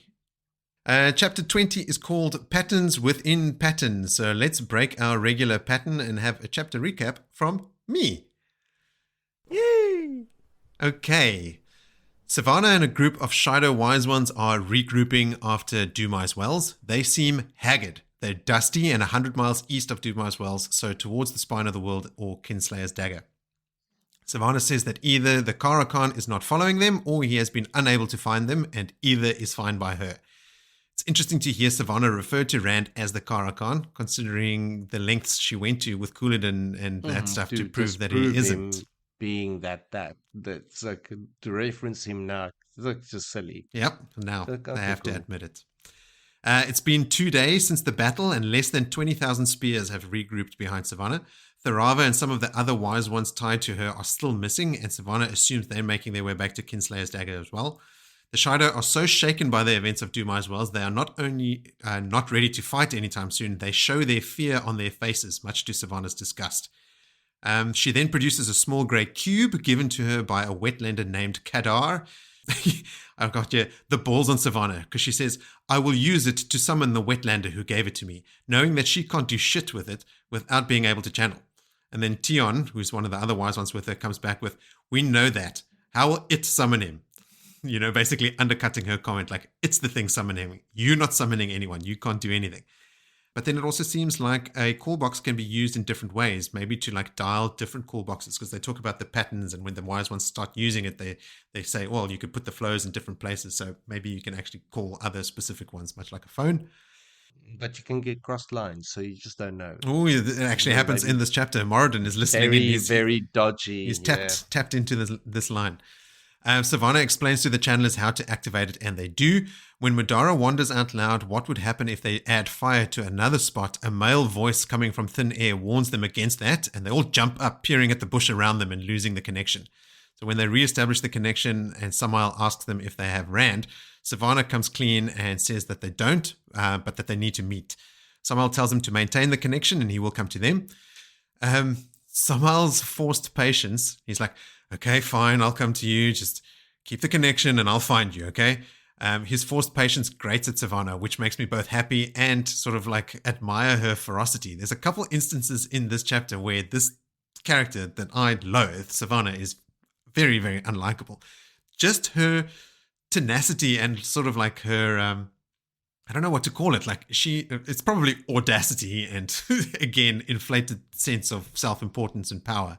But she's hardcore. She's thinking constantly about making Kadar Datsang and like controlling the Aes Sedai with leashes. She is not scared, which is, I think, the thing that I picked up on that I kind of have to, admire. If you look at her history, she married all the clan chiefs that she wanted to get into power from like ages ago, and they all died. From a except young her. age. And she's still going. She is focused. Focused, ambitious, and cunning. I mean, you don't bungle your way into this position. Thank God she can't channel. I know. Yeah, absolutely. Absolutely. It's a good thing. The wise ones get impatient and they wonder if he can also channel, but dismiss the idea since wetlanders apparently kill men like that on sight. Some wonder if he'll have an Aes Sedai with him, but Rial just says that if he does, they'll deal with her. At that, Mira laughs and she says, I think you almost begin to believe they did kill Desane, but she's shushed by Somarin, and then they start bickering between them. The squabbling between the wise ones also annoys Sevanna, but at least it means that they're not teaming up against her, so it's useful. She's playing a dangerous game, right? Like she's got some of the other wise ones that are sort of tied to her, but these ones are not really, so it's actually good for her to keep them off balance, which is, again, just that thing, right? Like she is playing a dangerous game, but she's playing it confidently and she's leaning into it. They all get to their feet as two people emerge from the trees, Kadar and a female companion we know is Graendal in disguise. I had to laugh at Sammael making his appearance seem much taller than he actually is. Like he's like head and shoulders taller than Graendal, but in reality he's much shorter than that. Somarin senses that Graendal is stronger than she is, and she hasn't met any woman near as strong as she is, so she knows this woman is dangerous. When Sevanna tells them to stop channeling into the call box, Rial tells her that they already have, but nothing can spoil Savannah's mood. Sevanna speaks about channeling. She uses the word channeling, and I don't know if I've heard the Aiel speak of channeling before in that way. Like, have they? I can't remember. Like, because a lot of times we've seen Amis and Aviendha and a lot of them use the one power, but do they use the word channel? For some reason, it just jumped out at me when especially Sevanna, who can't channel, use that word, which I would assume is coming from Aes Sedai training. As we know, the original Dashane Aiel did, work with Aes Sedai, and they probably did call it channeling, and maybe that knowledge got passed down. But yeah, I don't know. If anyone knows, let me know. Sevanna instructs Moridin to let her know if Graendal channels, but welcomes Cadar with a smile and invites them to sit, which they do. Sammael keeps his distance from everyone, presumably to keep his mist of mirrors or mirror of mists intact. So Cadar introduces Graendal as Mycia, which immediately gets an outraged look from her. Graendal is actually usually much better at hiding her emotions. And what I found online was that Mycia was a pet name in the Age of Legends, according to Robert Jordan. And not a pet name for a lover, like Lovey or Sweetie or something. It's a name for a pet, like Fido or Lassie. It is really, really insulting. Sevanna immediately asks Cadar if he has the object that can control Rand, but he says he'll give it to her once they actually have him. Sevanna then asks if the object Sammael is talking about can control Aes Sedai like it could Rand, and that makes the wise ones around her nervous. They have no Aes Sedai prisoners with them, but there are a bunch of wise ones who can channel and who do not like the idea of being controlled like that. So when Sevanna asks him if he has anything else that could control them, he says he might for the right price, and he warns her it will be high. The wise ones don't seem to believe him, so he has Graendal perform some tricks for them with the call box, like spinning it up in the air and flipping it around and stuff, until they are satisfied that he is in control, and he orders her to stop. I think he even asks them, would you like to see her balance it on her nose or something like that? Like he's really talking down to her. Like a good Fido. Exactly. This excites Sevanna to no end because she can use it to bring Tharava and the other wise ones that have given her some resistance in the past under her complete control. She then asks about traveling and if she can teach the wise ones that. Sammael seems a little surprised, but then pleased about her request. He tells them it's not something that Mycia does, but he can get them some quote-unquote traveling boxes to be able to travel vast distances to richer lands. This also excites the Shido, and Sevanna already starts planning on double-crossing Cadar and making him Datsang. Good luck. Yeah, good luck. Then we switch to a brand new point of view. A watcher in the bushes. He seems to have a third call box and has been listening in on the exchange between Sammael and the Shido, and he then followed them to where they were calling from. He seems very familiar with both Sammael and Graendal and is now observing them on their own as they leave the Shido. Apparently they had been linked but have now dropped that link. He is using the true power and it can't be sensed like the one power, so the Forsaken have no idea that they're being talked about or that they're being stalked. Black flecks speed across his eyes from the true power. They're called Sa, and they are a side effect of using the true power, which is an incredibly addictive source of power directly linked to the Dark One. It also drives you completely insane. The more you use it, the more the Sa go across your eyes until eventually your eyes go completely black, at which point the user is completely insane. While Sammael and Graendal are talking, Graendal mentions Sammael's apparent truce with Rand, which piques the Watcher's interest, but he knows the claim is as risky as it is false. So we know the Watcher is Moridin, and he knows what's going on. He's dressed head to toe in fan cloth, like the warder's cloaks, so he's basically invisible. Sammael seems convinced Missana had a hand in Rand's kidnapping. And I was wondering, is that just because he knows that she set herself up in the tower? And did she have a hand in it? She is certainly controlling Alviarin, who holds sway over Elayne. But I'm pretty sure Elayne was thinking of Rand's kidnapping as a secret during her conversation with Alviarin. Remember when she was talking to Alviarin at the beginning of the story, she said, but her secret gives her blah, blah, blah. And I think it's the kidnapping that is the secret. So I think this came purely from Elayne. I don't think Missana or the Black Archer had anything to do with it. Sammael could also just be feeding Graendal rubbish for his own purposes, right? Like, it was probably Missana that did it. Maybe even Semirog and Demondrad, but definitely Missana, which it wasn't, I don't think. Graendal is confused about what Sammael's plan with the Shido is, but we know what it is. She refuses to teach the Shido compulsion. She says one of those women is not negligible, which must mean Moridin, who mentioned how strong Graendal is. Sammael gives her a brief explanation about using them and creates a gateway. So the use that he is sort of alluding to is sowing chaos, right? And what I've read online as well is that part of that plan is also to have all the nations turn against Rand, because everyone knows that Rand is commanding the Aiel. So what Sammael eventually does with these quote-unquote travel boxes, which are actually just rocks, they're just stone carvings, he creates a bunch of gateways, and when the Aiel flood through them, he actually scatters them all over Randland. The idea there being that when people are pissed off about the Aiel raiding and like causing havoc everywhere, they blame Rand for it. So after Sammael has created this gateway, she tells him, if you call me Mycia again, I will kill you. And Moridin can tell she's being straight with him. This is not an idle threat. She will. Sammael just tells her to remember that he will be Nynaeve, also a lie, and steps through his gateway. She creates another different gateway to somewhere else, presumably, but in the end she closes it again and she follows Sammael. Moridin smiles at Sammael's claim of being Nynaeve, knowing that it's false, because he is Nynaeve.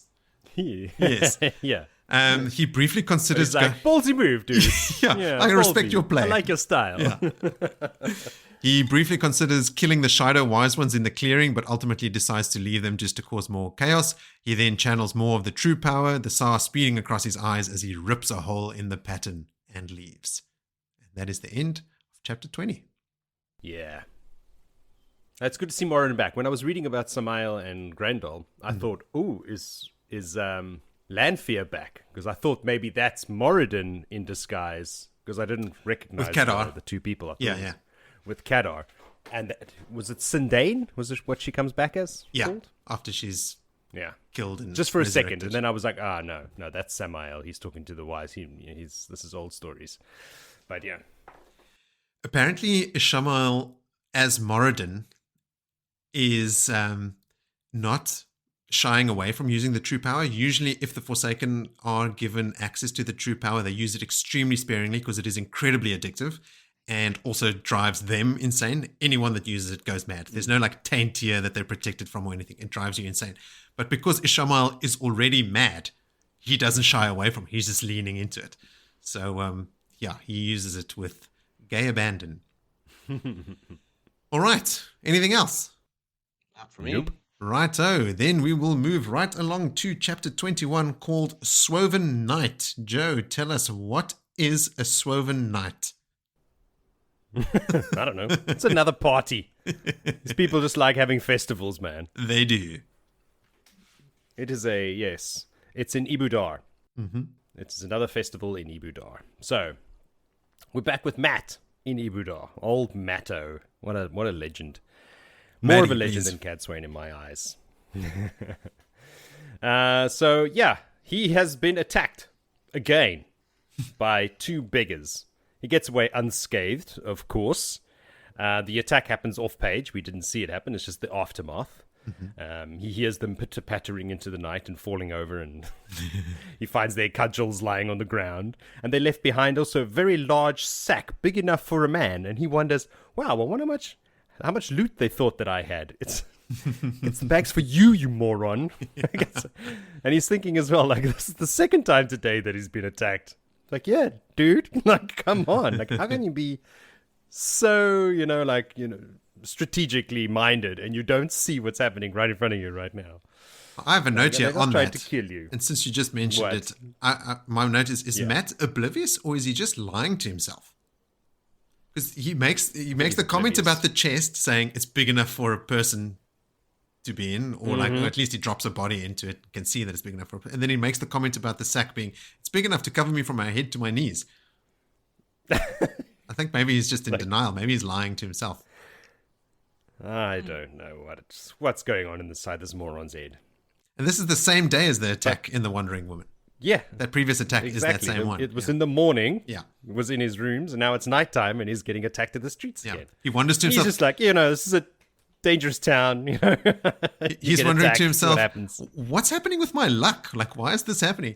Actually, Mat, your luck is working for you. The fact that you are not kidnapped is evidence of your luck actually working. Yes, you should have been in that chest and then in this bag, but still.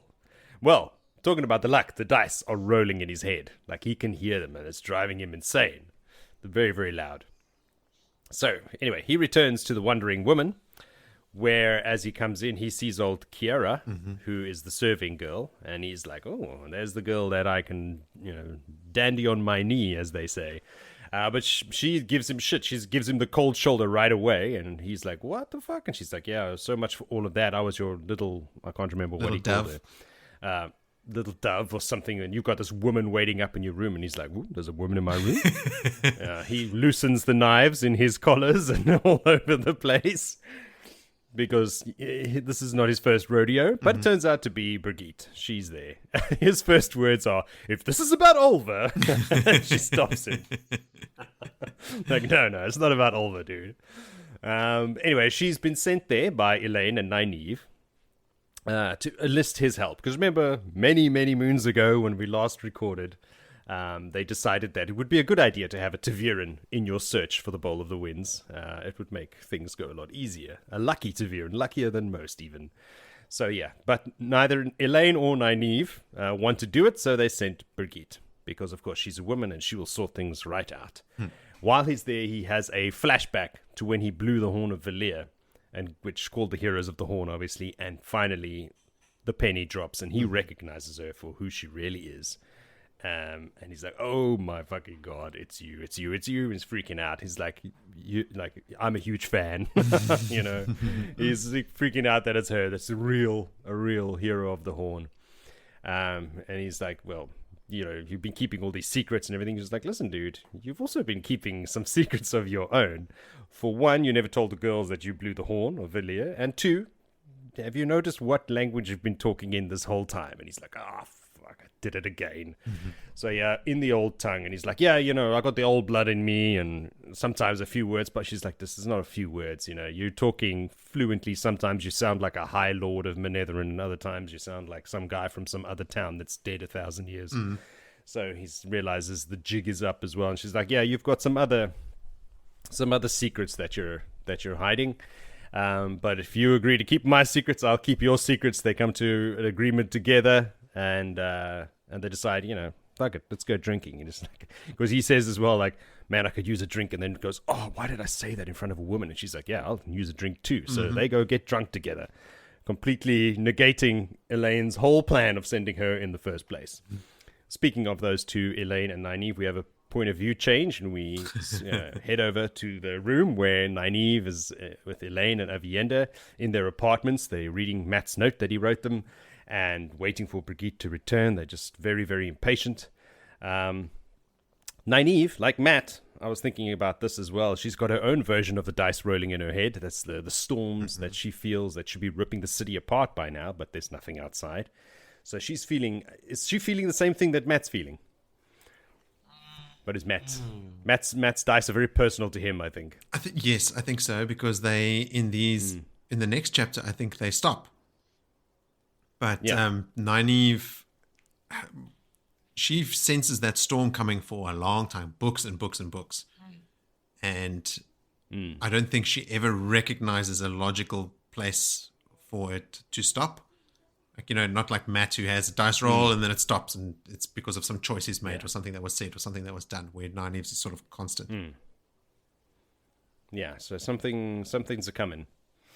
I mean, maybe her weather sense is, you know, not just, because sometimes her weather sense is like metaphorical. It's not about the weather. It's about some other thing. But sometimes it is about the weather, like literally. So maybe because the weather is so fucked up, there should have been a storm right now, and she can sense that the weather, maybe it's just playing on her all the time. On my previous reads, that is how I read it. Yeah. Like that she's sensing a storm that should have been happening right now if the weather hadn't been interfered with by the Dark One. Then the other obvious one with, like, you know, the gathering storm and everything, like it's quite in the title, the things that are happening in the lead up to Tom and Gaidon, like that could also just be the final storm that she's sensing. Yeah. No, it's the evil. We touched on this. Another dimension is overlaying. She can feel the real storm that should be there in her dimension because it's still there, but it's opaque as the other dimension is pressing it. The dark dimension. This is the one where bubbles of evil pop out and shit goes wrong. Shit does indeed go wrong. Quite. I feel like where I'm living now in the south of Europe this summer, I don't know if you guys have been reading about it, but the Dark One is touching the earth here, man. This summer that I'm feeling here is like what's happening in the books. Oh, wow. It is mad. It's terrible. yeah, something is very, very fucked up. But anyway, back to another fucked up situation. Tom and Julian are there too, playing stones. I don't know if you can call it playing, or I think maybe Tom is toying with Julian when it comes to the stones. He's really on no. That's not an even playing field with those two. Tom's like, I don't know why we here. You should have sent us to go and talk to Mat. But they were like, you guys would have just got drunk together. It's like, wow, Well, so much for that. The irony. The irony. Elayne's by the window. She pipes up where she's grinning like an idiot and tapping her foot to the music coming through the window from the festivities outside. And she's like, well, why shouldn't they have a couple of drinks? It is a night for carousing. She's like, there's ellipses before the word carousing. And, and Nynaeve's looking at her like, what the fuck is the matter with you? Why would you say something like that? Aviendha, they're all like, sitting in the room waiting, all contemplating things. And she's thinking about Caridin. Everyone's thinking about Caridin. They just, Aviendha's wondering why they don't just kill him. His dark friend. Where I come from, if you find a shadow runner, you just fucking slit his throat. End of story. Nynaeve's wondering, you're like, okay, no, we do things differently here. We don't just kill people like that. It's a bit more complicated on this side of the spine of the world. But, I mean, why doesn't Thailand arrest him at least, maybe because he's free to come and go. No one's doing anything about it. And it takes old Tom to educate these young ladies on the ways of the world and explain that, Thailand is in no position to be threatening white cloaks. She's a symbol. She'd be, if she did that, she'd be overrun with white cloaks within the week, and she would be a puppet to Amadicia and blah, blah, blah, blah, blah, and all that kind of stuff. It's not so easy. He even tells Aviendha, like, yeah, girl, you've never faced a threat that you can't overcome, which is the position that Thailand is in right now. So, yeah, Elayne gets the bright idea while dancing across the room to disguise themselves and follow Caridin. And then they can get the proof, and they can give it to Niall, and it'll be amazing.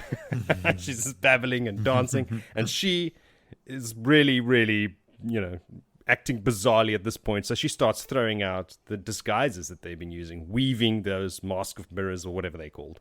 And freaking everybody out, because Nynaeve's like, what the fuck? This is supposed to be a secret. No one's supposed to know about this. She dresses herself as one thing, as an Ebou Dar, I can't remember, but she dresses Nynaeve as a seafolk woman at sea. This is the important distinction. Not when they are making land or something. So this, of course, is her topless and making her super angry, and angry enough to channel. She tries to shield Elayne, but as we already know, like, while somebody is channeling, it's very, very difficult, even though she's much, much stronger, she is unable to do so. Tom and Julian are having a grand old time, giggling behind their hands, and Nynaeve is shouting at them to close their eyes, and she is furious. And then just like blurts out like, Elayne, are you fucking drunk? She doesn't say fucking, but are you drunk? Eventually realizing now that Birgitte must be drunk and it's affecting her. So Elayne's like, okay, my great plan has failed. Speak of the devil, Birgitte barges in and kicks the door down. She's slurring, she's stumbling a little bit, and she's just complaining about Mat and Bez, and like, yes, those guys can fucking drink. Tom and Julian have to leave. They are asked politely to leave the room. It's like, the ladies need to talk now. There's a shitstorm coming. So Tom and Julian leave, and Tom's like, listen, dude, this game was over. This game of stones was over before it began. There's no way you're getting out of the position you're in now. We might as well just go to my rooms and carry on there. They leave arguing. And the girls ask, so, like, what the fuck happened with your conversation with Mat? And she's like, well, Mat will be here in the morning if you go and apologize to him. And they're like, whoa, no. What's all this then? This wasn't part of the deal. So, Birgitte explains, like, look, I didn't know half the story, but Mat was telling me the story, and it sounds like you guys really do owe him an apology. So she, like, goes over everything about what happened.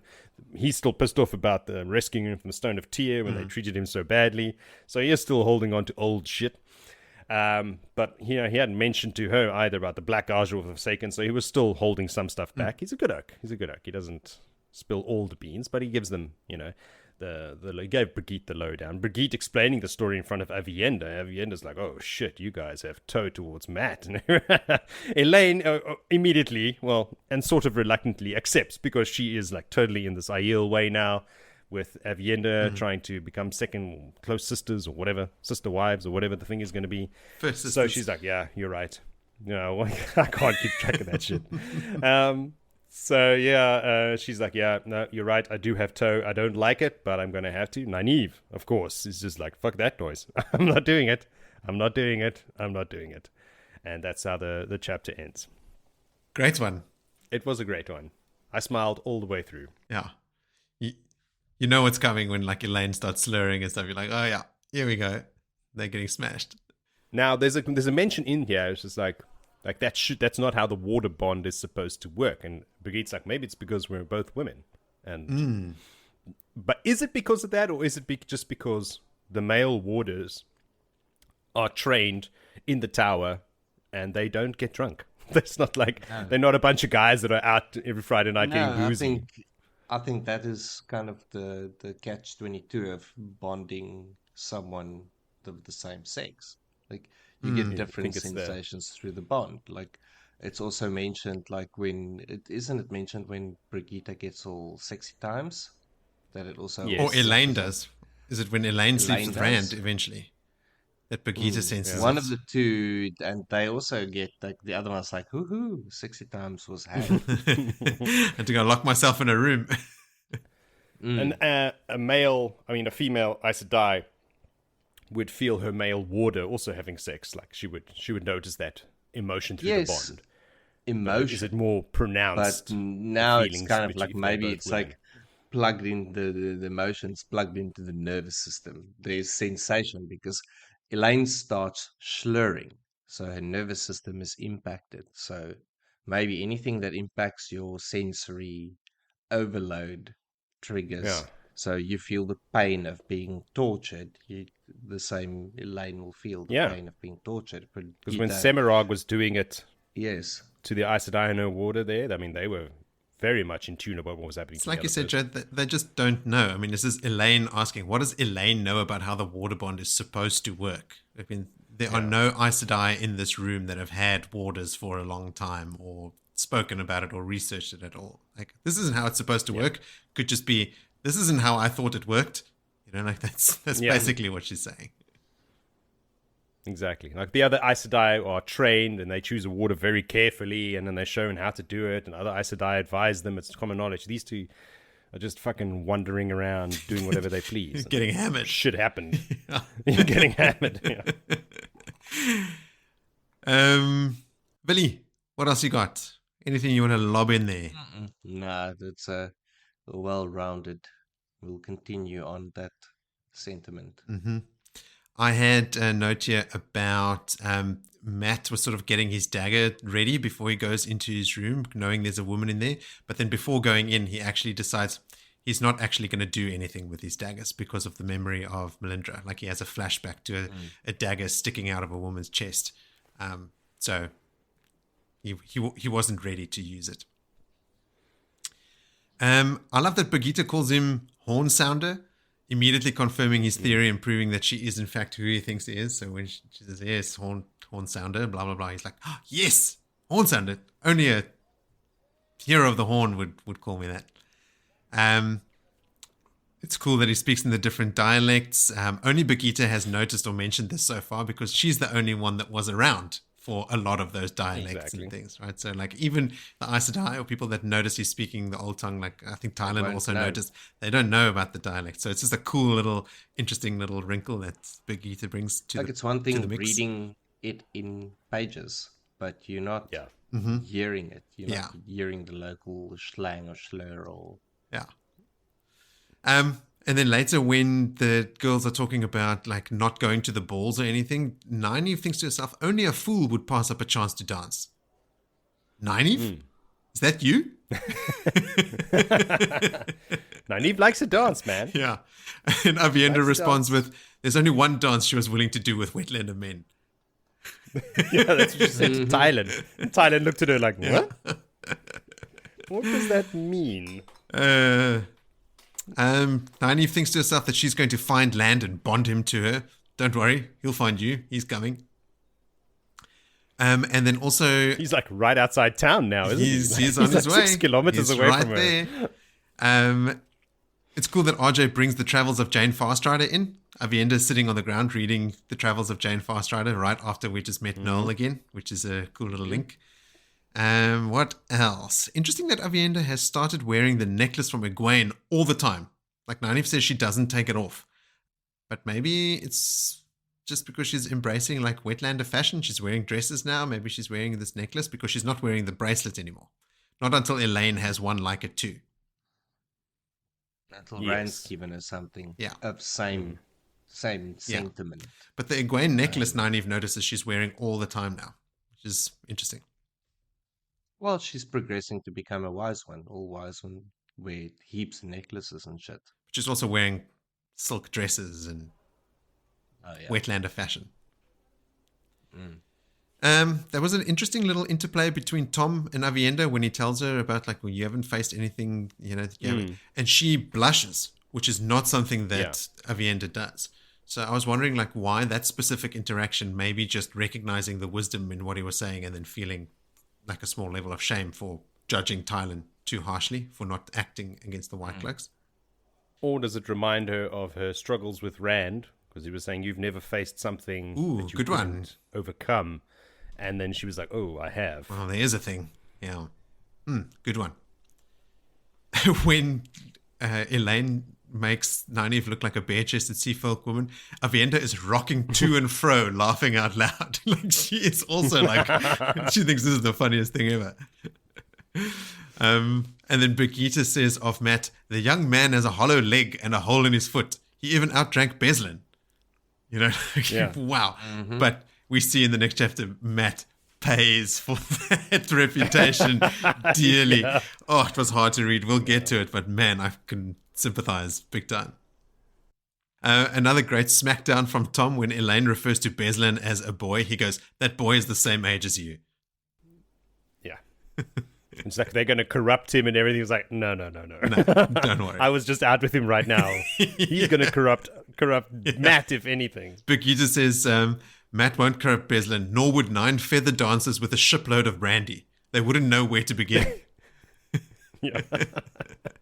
That guy's hardcore. Nynaeve is relieved, but she picks up on something odd in Birgitte's tone. Like, what was Birgitte's tone?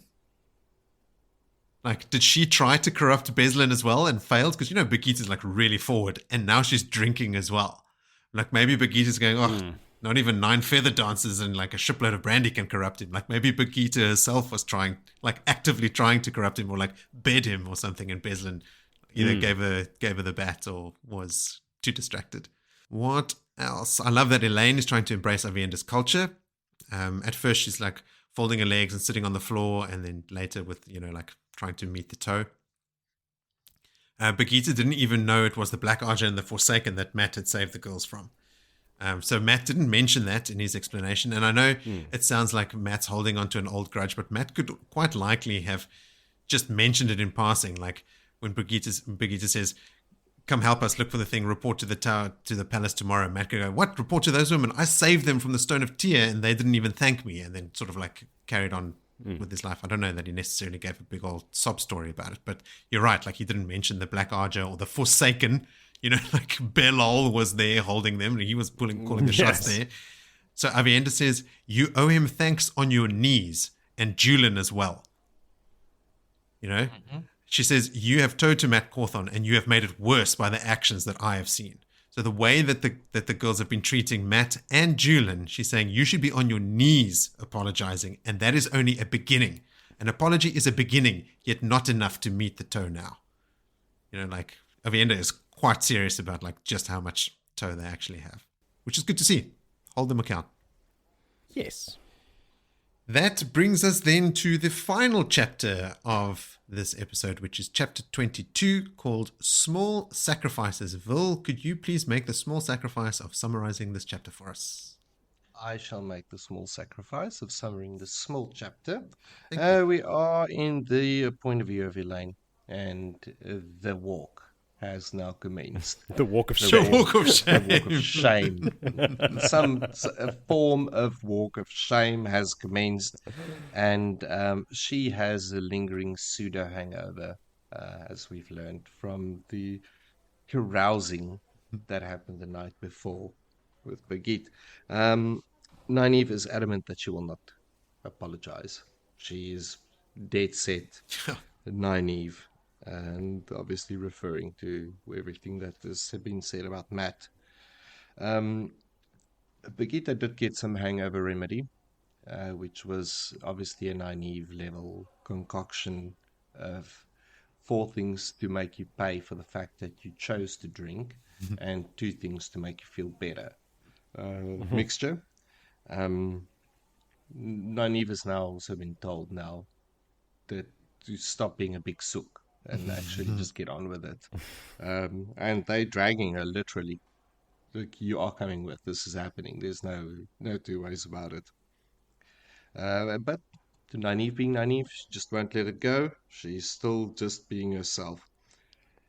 It's early in the morning. Breakfast smells are hanging around as they are making their walk. So we know sort of we've got a time frame. It's brunch time.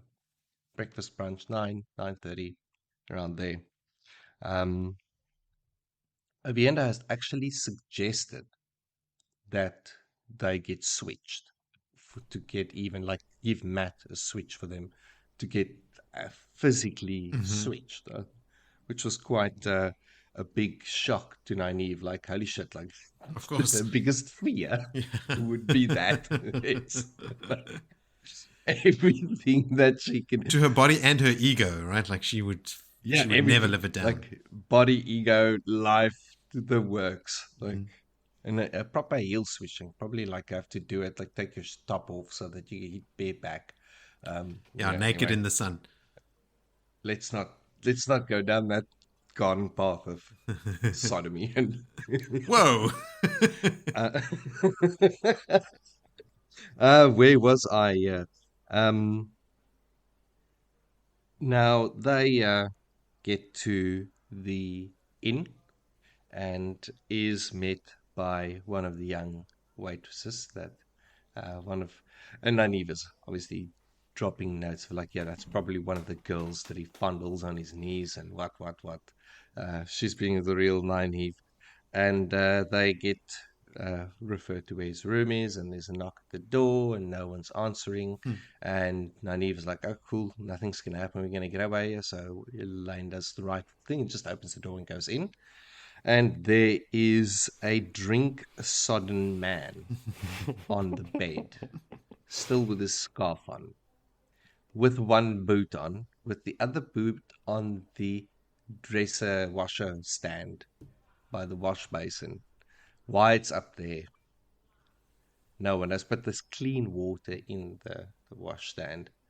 Mat then grumbles and is like, leave me alone, Nynaeve. Like, I told you already. And then it's not Nynaeve Master Cawthon. And we forget that Elayne and Mat hasn't really had a lot of history. So she's still very, like, treats him like she would treat a high lord or a lordling or whatever. Mat then obviously asks her, like, what are they doing there and why are they so loud? Like, there's no need to be so loud. Poor Mat. They obviously mentioned Birgitte mentioned, and Mat sits up at the mention of her name. And then thus the apology starts. Nynaeve needs some prompting or prodding to start with the apology. And then Mat does exactly what Mat should do or would do, and he plays it down like it's nothing. It's nothing. Look, that old thing, don't even need to mention it. Which obviously puts Nynaeve, like, triggered button has been hit, like slapped, like bang. And she lunges at Mat, but I don't think Mat sees this, and Elayne sort of Matt's not noticing grabs anything her, right like, now. not happening. Matt's struggling. But yeah, the apology then continues, And they even make follow-up promises to not belittle or demean him anymore, and not to give him orders, and they will listen to his advice, and they won't leave him or, escape his, they'll heed his warnings and won't deceive him through deceive or, slip away from him. Nynaeve, though, can't help herself, and Nynaeve will Nynaeve, but the offer was then made that can they give Mat some healing, and he's like, no, but sincerely thank you to Nynaeve, actually, because she then extends that she needs to be civil. I don't understand why she finds it so hard to be civil to Mat. She has to admit that she's been wrong. But anyway. But there's the thing with Mat. It's difficult for her to admit she's made a mistake, but specifically to Mat, Willie's right, it is a bigger thing for her. Like to Egwene or to Elayne or something, she's becoming more civil. Brand or whatever. But Yeah. Mat is like, because maybe he's a rascal or whatever. Either which way, Elayne now tells them, or Mat, not them, that what they are looking for is the Bowl of the Winds. And Mat is stoked because there's an adventure, there's something to find. Like, he thrives on that stuff. But he's also wants to know what's the plan with Caridin. I mean, like, there's an obvious dark friend out here that something needs to be done about it. And Aviendha's just like off him. But no, in due course, but it's not the right time at the moment. Now, Nynaeve asks Mat then to get his hungover ass to the palace, and Tylen has got a comfortable apartment quite close to hers, ready for him. Quite upper class, Convenient. She's all taken by the class. Very convenient. It was the only one that was poor- available, guys. Sure. The only one. Sure. Yeah. Matt's like, no thanks. I like my rooms over here. And they think of it as all of the worst thing, but Mat is wary of Tylen, and rightly so. Nynaeve is thinking that it would be better to have Mat in the palace, because there he would not be able to paw anyone. But little does she know what's going to transpire when Mat pulls You'll in become there. the pawee. Anyway, poor Mat still takes it upon himself to just do this thing and move into the palace. The girls then leave, and they walk into next big event as Setel Anan. And Setel handles them quite abruptly, like two little novices that's playing hooky, and completely overrides them. Like Aes Sedai would. Elayne eventually starts getting her temper up. Like, listen here, I am Elayne, as Elayne would be. But Nynaeve kind of gets to the point where she's angry enough that she's actually channeling and wraps the woman in flows, and still gets spoken down to. And she realizes that there's comings that's being made and words that's being used. Like, there's something else here. And Nynaeve actually starts going with this. Okay, let's see where this will go. I mean, what do we have to prove to this woman? That would be my perspective. Like, what do you need to prove? I think Nynaeve was just picking up on what Setel was saying about the other women in the city that can help you, and that Circle. can like the knitting circle, right? That's what she's referring to. And Nynaeve's like, hang on, I want to hear what this is about. So Nynaeve is backing off and telling Elayne to shut up so that Setel will talk about and take them to these women. I don't think she is getting disinterested in what Setel is saying, or like thinking I've got nothing to prove to you. She's latched onto what Setel has hinted at. Yeah. No, I also don't mean it out of that perspective. I mean, like, Nynaeve saying, like, thinking, like, we got nothing to lose here. There's information here, so Yeah. stop Yeah, banging swallow on your about pride I said, and let's follow this swallow your lead. pride and let's Yeah. go with this for And a little Elayne bit. is There's not nothing- catching on. It's not catching on to at all. any of she's this. she's got her prim and proper nose like right up to sticking to the ceiling. She's now like, you listen to me. Like Interesting, because I would have thought that those roles would actually be reversed. Like Nynaeve is the sort of Reversed. the stubborn one, where Elayne is usually the one that's clear of mind and sort of can see between the lines Yes. and that sort of thing. So I think it was specifically because when she says, I'm the daughter heir of Andor, she's like, okay, yeah, sure, whatever. And she's like, no, I really am. I really am. Is the question to be asked that Elayne is maybe just hungover?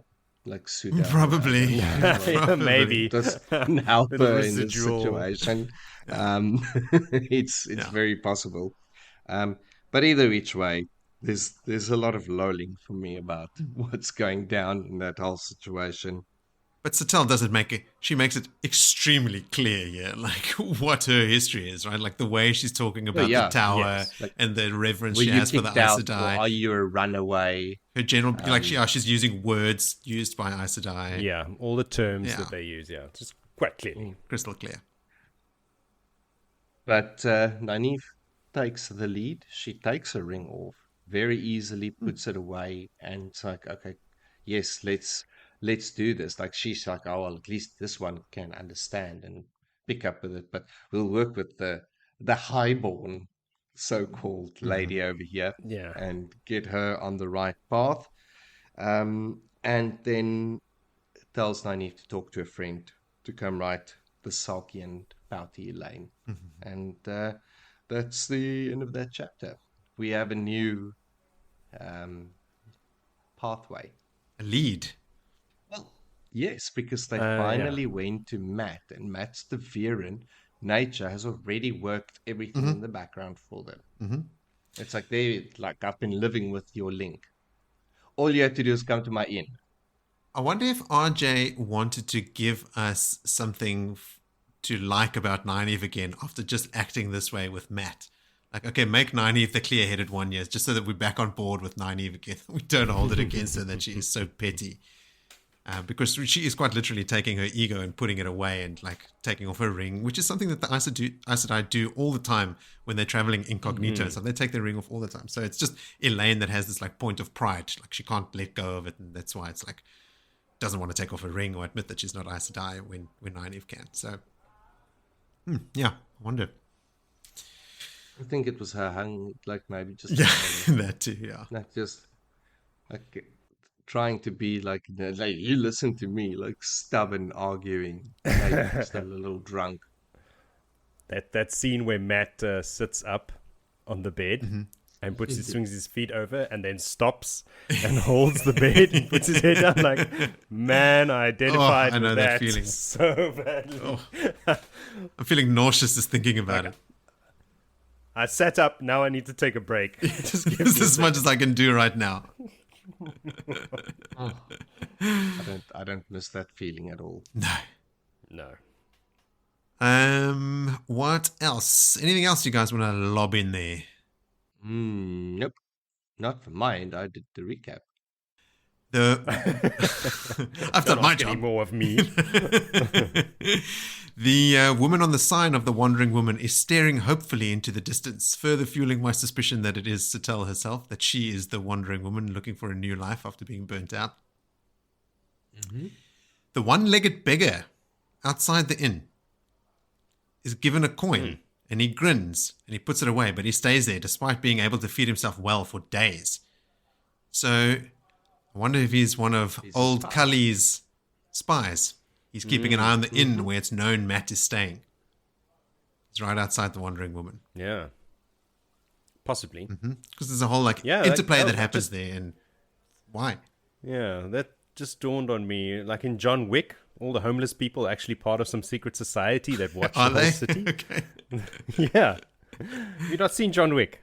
I think it's in John Wick 2, actually. I think I've seen the first two. A long time ago. Yeah. Under the influence. This is similar. Like the beggars in the city are all dark friends and they're all like a network of spies. I bet. Yeah. Nynaeve suspects that Mat was forcing himself on the serving girl when it's actually the opposite. Like she's pissed off that Opposite way around. he's not giving her attention. Yeah. Oh, Nynaeve. how would you think that Mat would force himself on a woman? You see, she doesn't even know him. No, she's got But also, Billy assumptions. was saying earlier that like she's just so anti-Mat. But remember that she used to spank his bottom when he was a baby. You know, He was a naughty shit. She didn't have to. Yeah. Yeah. You know, and that's how she remembers him. She didn't have to do it with Rand. Rand wasn't a naughty shit. Maybe he needed a scolding every now and then, but she probably switched Mat like once a week, Yes. at least, Yes. while he was growing Absolutely. up. There's a history there. She'll never get rid of that. And as is the theme not never, in these books, like none of the characters can acknowledge that any of the other characters are growing. Right? Like, Yes. no, he's still that boy stealing badges and stealing honey cakes and all that shit, having to be switched all the time. Christina is on book 13. Oh, wow. Rand has just come down Dragon Mount and all the trees have blossomed, the apple trees, that scene. And then she was laughing, and I asked her what she was reading about, and it was like, it was Mat, obviously. And he's making a deal with about the cannons, about the dragons. Uh-huh. And he was like, in the deal, and of course I want a decent serving man. It's like, I just laughed In as the well. deal. He's so far as like, in the deal is like, no, a serving man, to fold my clothes course, and look a after valet. me and stuff. Like, he changes. Like, once he's got that, he's never letting go. Like, this is the greatest thing ever, having a serving man. Oh, God, I Part love of all Matt. future deals. Yes. I love that Elayne wants Birgitte to be a better drinker than Mat, just because it's her water. Like when she sees Mat, she feels a sense of pride. Like, Birgitte handled it better than Mat. Yeah. But she has the water bond, which helps her. It does. Gives her more stamina. Elayne thinks to herself that she had promised herself she would help civilize Mat. Good luck with that one. It's enough Mat bashing for me. Thank you very much. But Mat doesn't do himself any favors because he just keeps stepping in it because he says to Nynaeve, backtracking already, Nynaeve. You just finished promising to do as I say. That's not what she Like, promised. That's not what we said. Is that seriously what you took from what I just said? Mat is surprised and pleased that Birgitte kept her side of the deal and didn't tell Elayne and Nynaeve about his secrets. So I was surprised that he was surprised after they seemed to obviously have an accord. When they tell Mat to come to the palace, he says the wandering woman is plenty good enough, and then wonder spreads on his face. Do you think the dice stopped rolling? Like I'm sure he makes a comment later. While he's there, he's holding his head, going, "Well, shut up! Like I wish you would stop." And they think, "What's?" And then later he thinks, like, why of all times did they stop? For him to stay at the Wandering Woman. So my question is, we'll see in the chapters coming, obviously, like whether he does actually stay at the Wandering Woman or if he does go to the palace, because he's saying that I'll stay at the Wandering Woman. I don't want to come to the palace. And that's when they stop. So I wonder if he does stay on there for a while longer. Let's keep an eye on that. And then Elayne is dead set on not feeling any sympathy for Mat and his hangover. But she obviously must, because she has to keep repeating to herself that she won't. No, I won't feel sorry for him. I won't feel sorry for him. Oh, poor Mat. And then doesn't she like give him the thing of water and stuff as well? Like she passes it down to him and he says thanks. For him to vomit into or for him to clean himself up or something. No, to vomit into, because that's what she remembers from her one time being drunk. Yes. Okay, that's everything from me. So, did you remember to pick a favorite moment? Sure did. Yes. Okay, Willem. Drunk Mat. Drunk Mat. Nothing better, nothing funnier than a hungover guy that cannot even sit up straight. It's pain that it's like watching someone getting kicked in the nuts.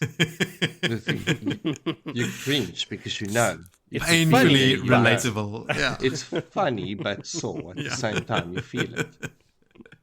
It's like when a guy's you get those Saturday mornings where you got to go to the shop or something, and you see that one poor bastard out with his better half. Yeah. And you can see they were the night before at a barbecue and there's maybe some sport or some rugby or some footy or whatever. And they had like 7 too many beers and he's taking pain. Yeah. Like, yeah, we've all been there. Very relatable. How about you, Joe? My favorite moment was when Willie uttered the words, "a garden path of sodomy." But then my honorable mention is Matt's hangover. That specific moment where he sits up on the bed and swings his feet over and just takes a breath. Yeah. Like, okay, I got to stop here for a moment and then I can continue. You just collect yourself. You can only write of that experience if you have lived through it. Yeah. Yeah. Like, there's no way you can sum it up. It's like, Yeah. yeah. My favorite moment is, okay, fuck it. I'm just going to be predictable, and I'm also going to be honest. Matt getting drunk with Birgitte and their exchanges. I love that she calls out Matt's different dialects and accents and stuff. That's really cool. And I love, this is also petty and lame of me, but like I love that Birgitte is impressed by how much Matt can drink. Like it's like a badge of honor. Yeah. Yeah. I mean, she's one of the boys. Yeah. In many ways. She is. But she does like the boys as well. Oh, yes. Very much so. She's not one of those boys. Yeah. I have two honorable mentions as well. One is the arrival of Moridin. The story is just leveled up. Introduction of a huge player and the true power. I mean, that is massive. Right? Like, that is a huge change. And then Aviendha schooling Elayne and Nynaeve on Toe and how they owe Mat. Like, probably living myself into Mat's shoes and just feeling good that they are actually being told how shitty they've been and that they owe him an apology. And then Birgitte also piles on. It's about time. Then we've got a couple favorite moments from our listeners. Long-time fan of the show, John Pierce writes in and says, when Elayne and Nynaeve leave Matt's room and they have their run-in with Satel and Anan, oh my God, it's just so great. Satel is so cool and calm, never wavering from her stance, even wrapped in air, and Elayne just cannot stand to be dismissed, and she sees nothing into what Nynaeve is doing by trying to find out more about help being offered. And then, of course, second favorite to this is Mat and Birgitte. In the first part, they are talking in the wrong language, and she calls him on it, like she knows, you got secrets, man, don't play. Laugh my ass off. Those two have great friends in the making vibes at this point. Yeah. Gerald says, my least favorite part, Cadsuane, boo, arrives. And then favorite part. Gerald's made his feelings very clear. It was a massive email, mostly about the Forward it to us, please. Yeah. And then he goes, his favorite part is one of these three, Mat and Birgitte getting drunk. I'm sensing a theme here. Elayne and Nynaeve apologizing to Mat, and the fun interaction between Elayne, Nynaeve, and Mistress Anan. And then Jacob also wrote in with his favorite moment to say, for me, it's a toss-up between Rand and Min finally getting it on. Honorable mention there for sure. And just Matt's relationship with Birgitte. Oh, shit. Forgot about that completely. Mm-hmm. Of course. Yes. I mean, big moment there as well. Willie laid it out for us so romantically and so beautifully. Yes. They were bashing. Yes, and amongst other things. Jacob saying Matt's relationship with Birgitte is cool. Her pointing out women for him to leer at is amazing. And an honorable mention from Jacob is Nynaeve yelling that she won't yell at Mat. Good on you. Good on you. So, to all our listeners, send us your favorite moments, your corrections, your theories, anything at all. You can do so using the social media links in the episode description or X us at Blood and Ash Pod. That doesn't roll off the tongue, does it? I'm going to keep saying tweet. No, not at all. It's awful. Other useful links in our episode description are links to our Discord and our website, where you can leave us a voice message or even send text messages. And if you leave a voice message, we can play it on the show, or you can even buy a t-shirt. We also have a link to our YouTube channel where we post our thoughts about mostly the Wheel of Time series on Amazon Prime, which I have sort of hinted at in the bonus episode I released just before this recording. But now, next time on Blood and Ashes, we will cover chapter 23, called Next Door to a Weaver, all the way through to the end of chapter 27, To Be Alone. So that's 5 chapters for next time. Everybody get reading and send in your thoughts. But until then, I will say to you all, sleep well and wake. Good evening. Vamos España! Spain just won the World Cup as we were tying this all up. Oh, wow. Well done. Well done, ladies.